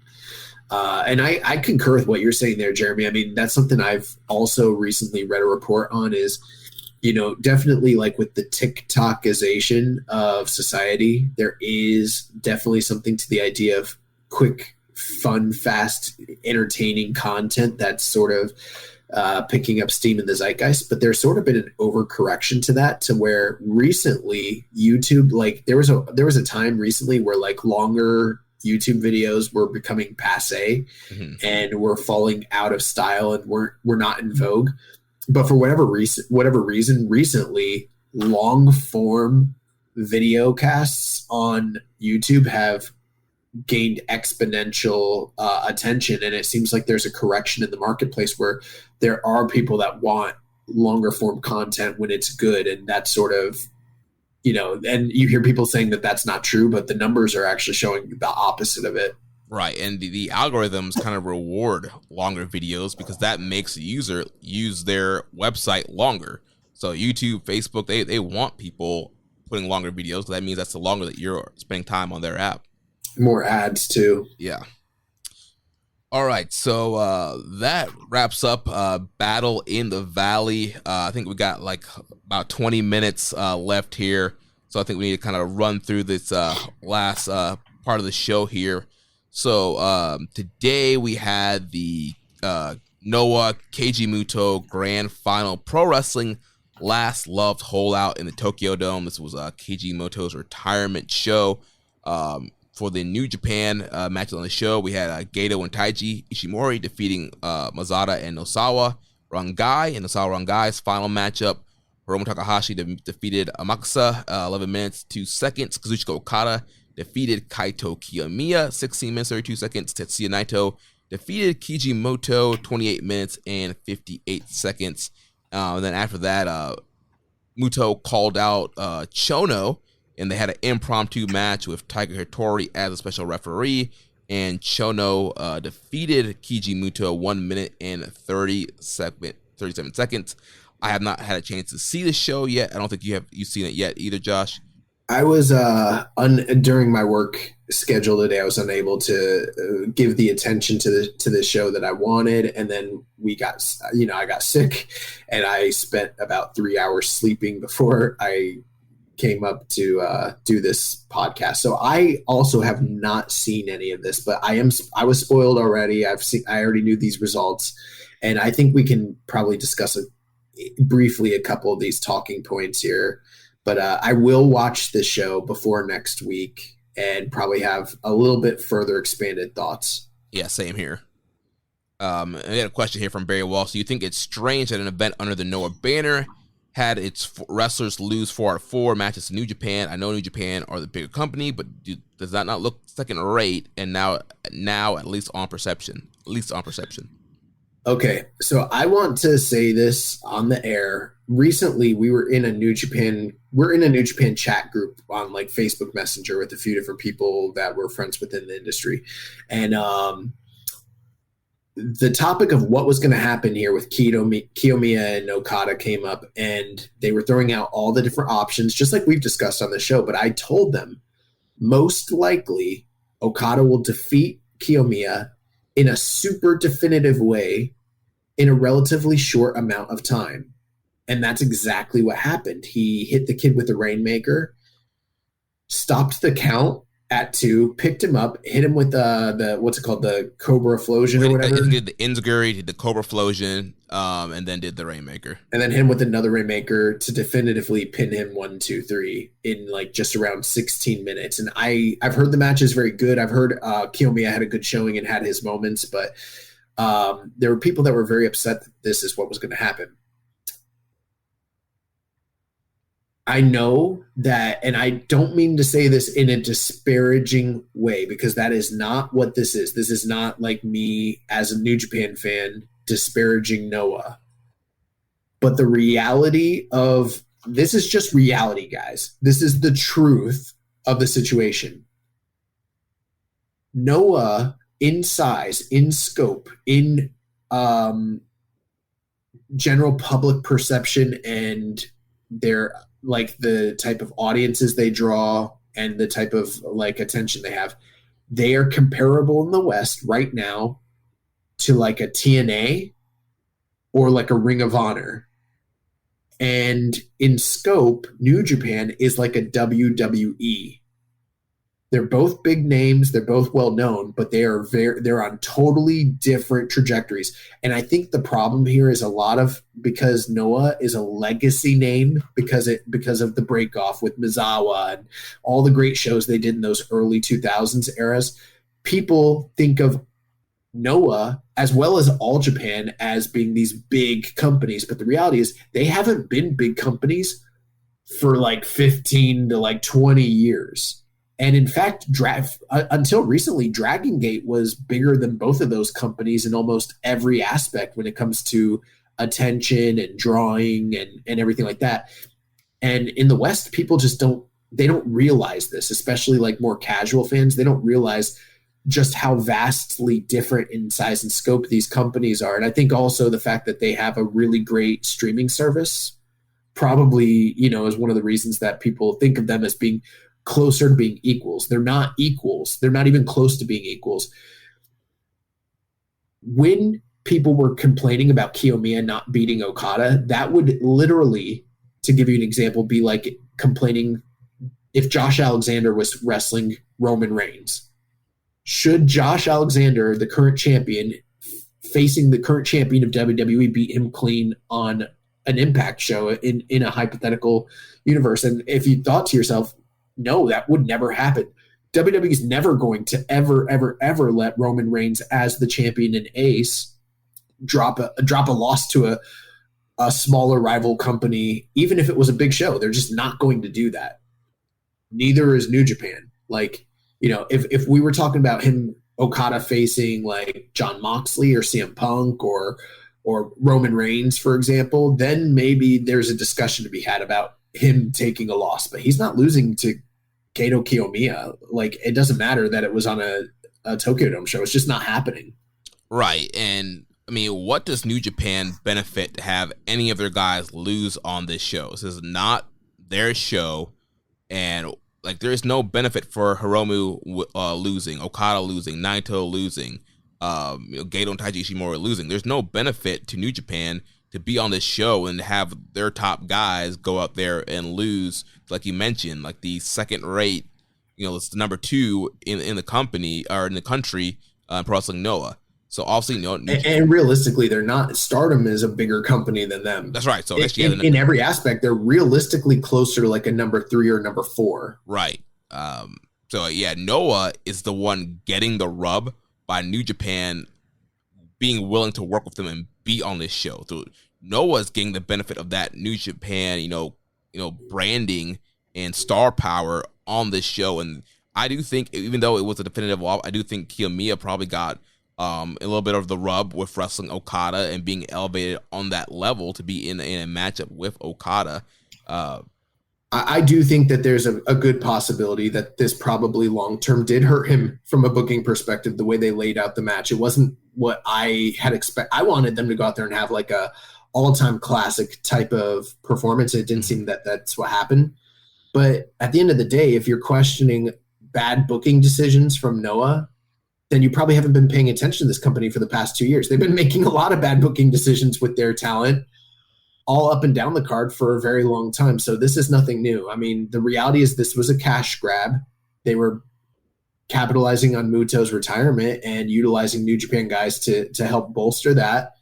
But at the end of the day, they weren't looking long-term to, what happens to this kid once he loses to Okada. And he was always going to lose to Okada. And anyone that's mad about it, I don't know what to tell you. Like, he was not going to lose to Kiyomiya unless they were planning to do something really big business-wise down the road. And he was going to beat Kiyomiya even worse the second time, Yeah. Well, I think that's all we can talk about really for this show for this week. We'll have some more thoughts next week. We have the Fantastica Mania tour starting on Wednesday. That'll run through, I believe, next Monday or Tuesday. Got several shows here that'll be running. I don't think, because of the short time, I don't think we need to run through each and every single night. But the big things that are going on, they have basically a tag team series the first few nights where they have like strange bedfellows, so people that wouldn't normally team together, like Rudos and what are they called? What are the baby faces called? And yeah, the Rudos and the Technicos. So on night one, they've got Tanahashi and Mystico teaming up against Atlantis Jr. and Ultimo Guerrero. In the main event, night two, they have a tournament that is running with the same theme. So they've got Atlantis Jr. and Templario versus Volador Jr. and Mystico in the main event. Night three. Oh, I'm sorry. The tournament starts on night three, so it's kind of the same idea, but they've got factions. So they've got Bushi and Teton from LIJ taking on Dolce Gardenia and Ray Cometa. And then on the other side of the bracket in the main event, they've got Magia Blanca, who that's his first time here on this tour. We have not seen him before. He's teaming with Volador Jr. to take on Atlantis Jr. and Ultimo Guerrero. And then on night four, the winners of those matches will face off against each other in tournament action to crown the winner of this mini tournament. Night five, we've got singles action, Volador Jr. versus Templario is the semi-main event. The main event, Teton versus Soberano Jr. I think there is a title defense on one of those two matches. And then night six from Cork and Hall, the main event, Mystico versus Atlantis Jr., which last time Atlantis Jr. was on this tour, he was making his debut under the gimmick. And now he's really made a name for himself and is one of the top talents in CMLL, and he's taking on Mystico, who's still essentially the main top guy in the company. So that's going to be a great way to kind of send things off. And all down the undercard, there's a mixture of New Japan and CMLL guys. There's a couple people that we haven't seen before, like Magia Blanca, Capitan Cecita, Ray Cometa. And I'm sure we haven't done the deep research on these individuals, but by next week, I'm sure we'll have a lot more to kind of talk about and discuss when it comes to these shows. Yeah, but Fantastica Mania, I'm glad it's back. It's been gone due to COVID. It's always a very fun tour when these luchadors come to Japan. In other news, we did get the card for the anniversary event, which will be happening March 6th in Ota City Gym.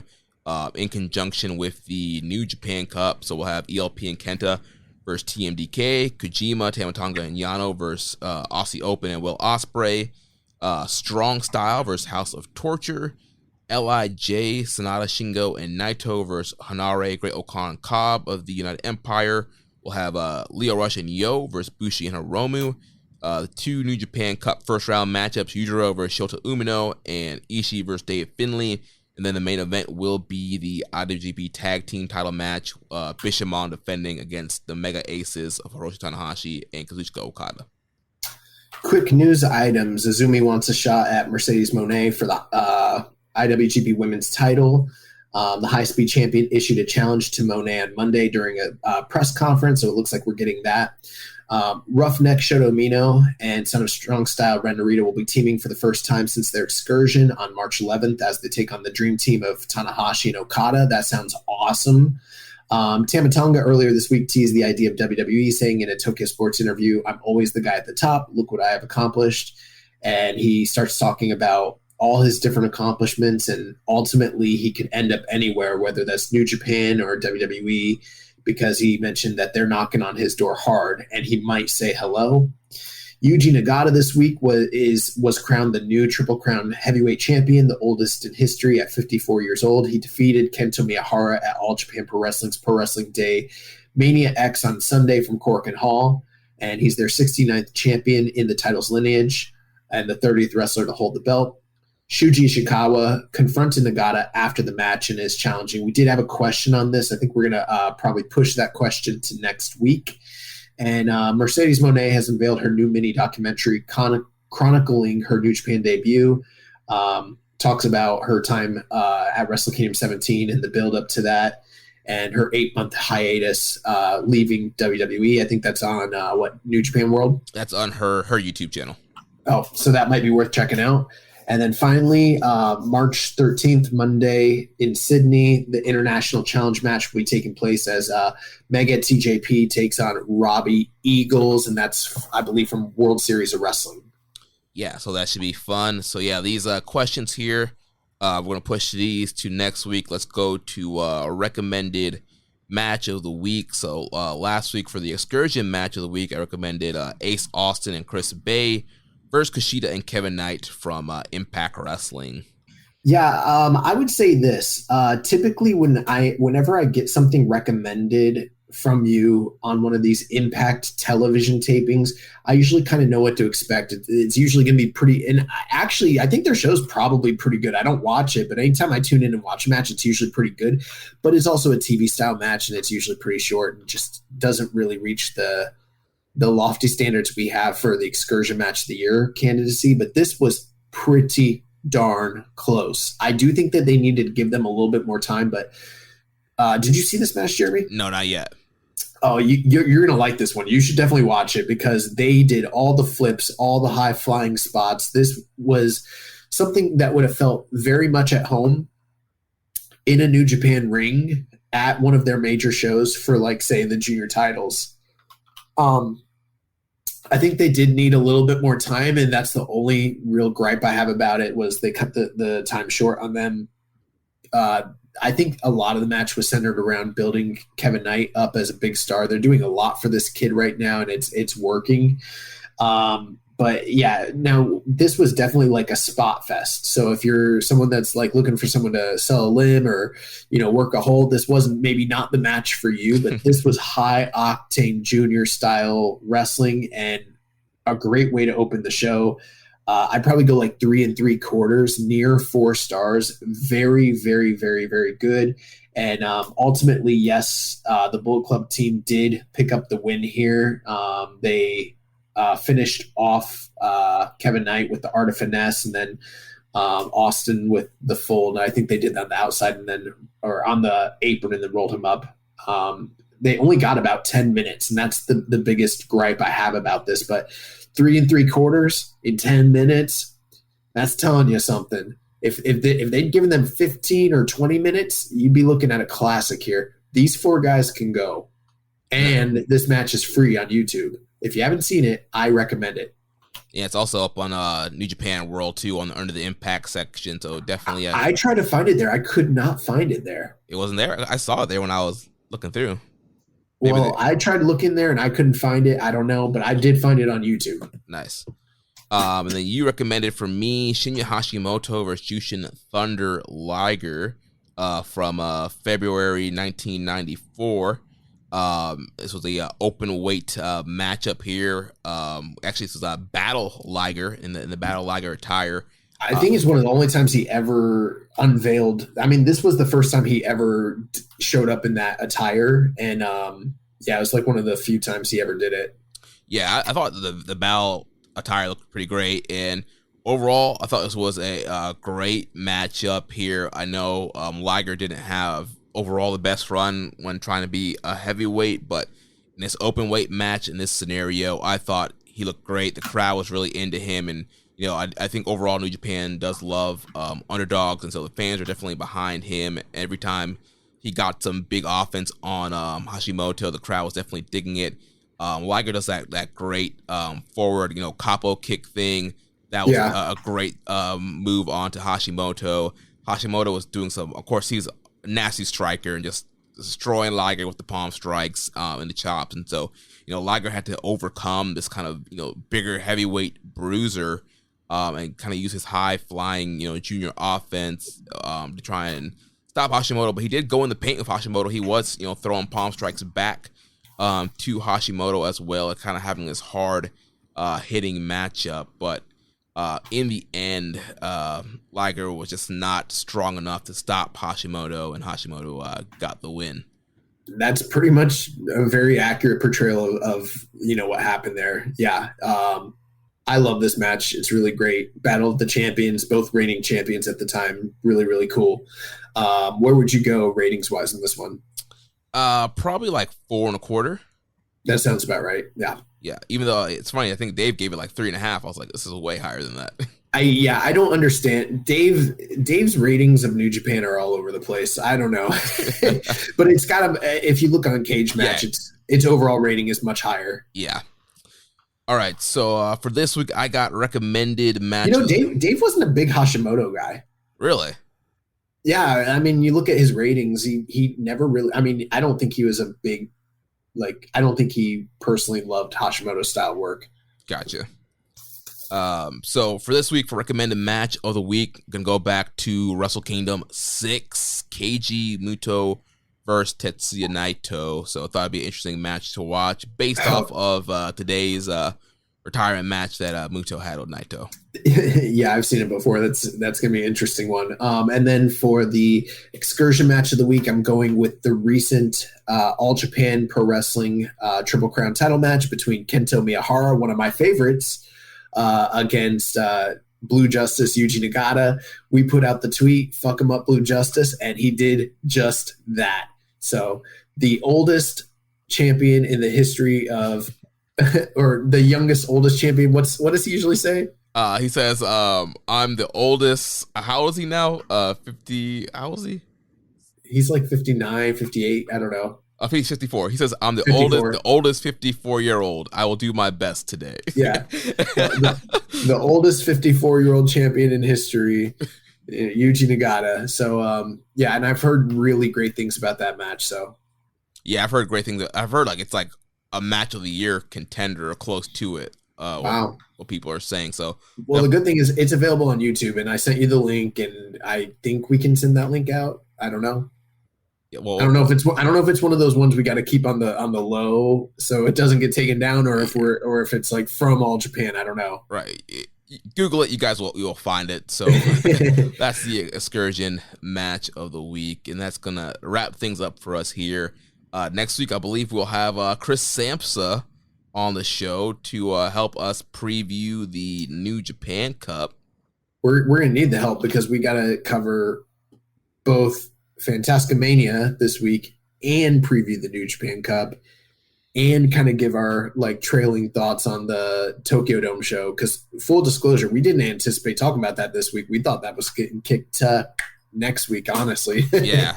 And I do believe there will be some kind of New Japan Cup contest also that we'll be once again probably partnering with Chris with that as well. So we'll give all the details for that next week. There'll be plenty of time to enter and get that all set up. So next week, big New Japan Cup, the big old bracketology. We'll give you all the stats and who we think is going to go through and win this year's New Japan Cup. It's New Japan's March Madness.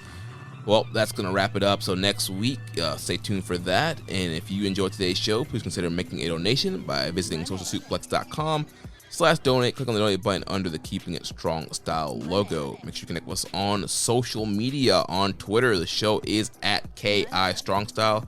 Follow the network at Social Suplex. Follow me at Jeremy L. Donovan on Facebook. We're facebook.com/Social Suplex. Also find us in the Wrestling Squared Circle Facebook group. On Instagram, we're at Social Suplex. On Reddit, I am the Pro Black Guy. Josh is Keeping It Strong Style. You can email me, Jeremy at socialsuplex.com. And check out all the other shows that we have here on the Social Suplex Podcast Network. One Nation Radio, hosted by Rich Latta and James Boyd. The Grave Consequences, hosted by Caleb and Maserati. All Things Elite with Floyd and Austin. The AEW Match Guide Podcast, hosted by Sir Sam. And the Great Match Generator, hosted by Danny Kukler. Don't forget to subscribe and leave a rating and review, and we will catch you next week on Keeping It Strong Style, the ace of podcasts. Ichiban, even though I'm sick. Thank you for listening to Keepin' It Strong Style. We'll see you next time.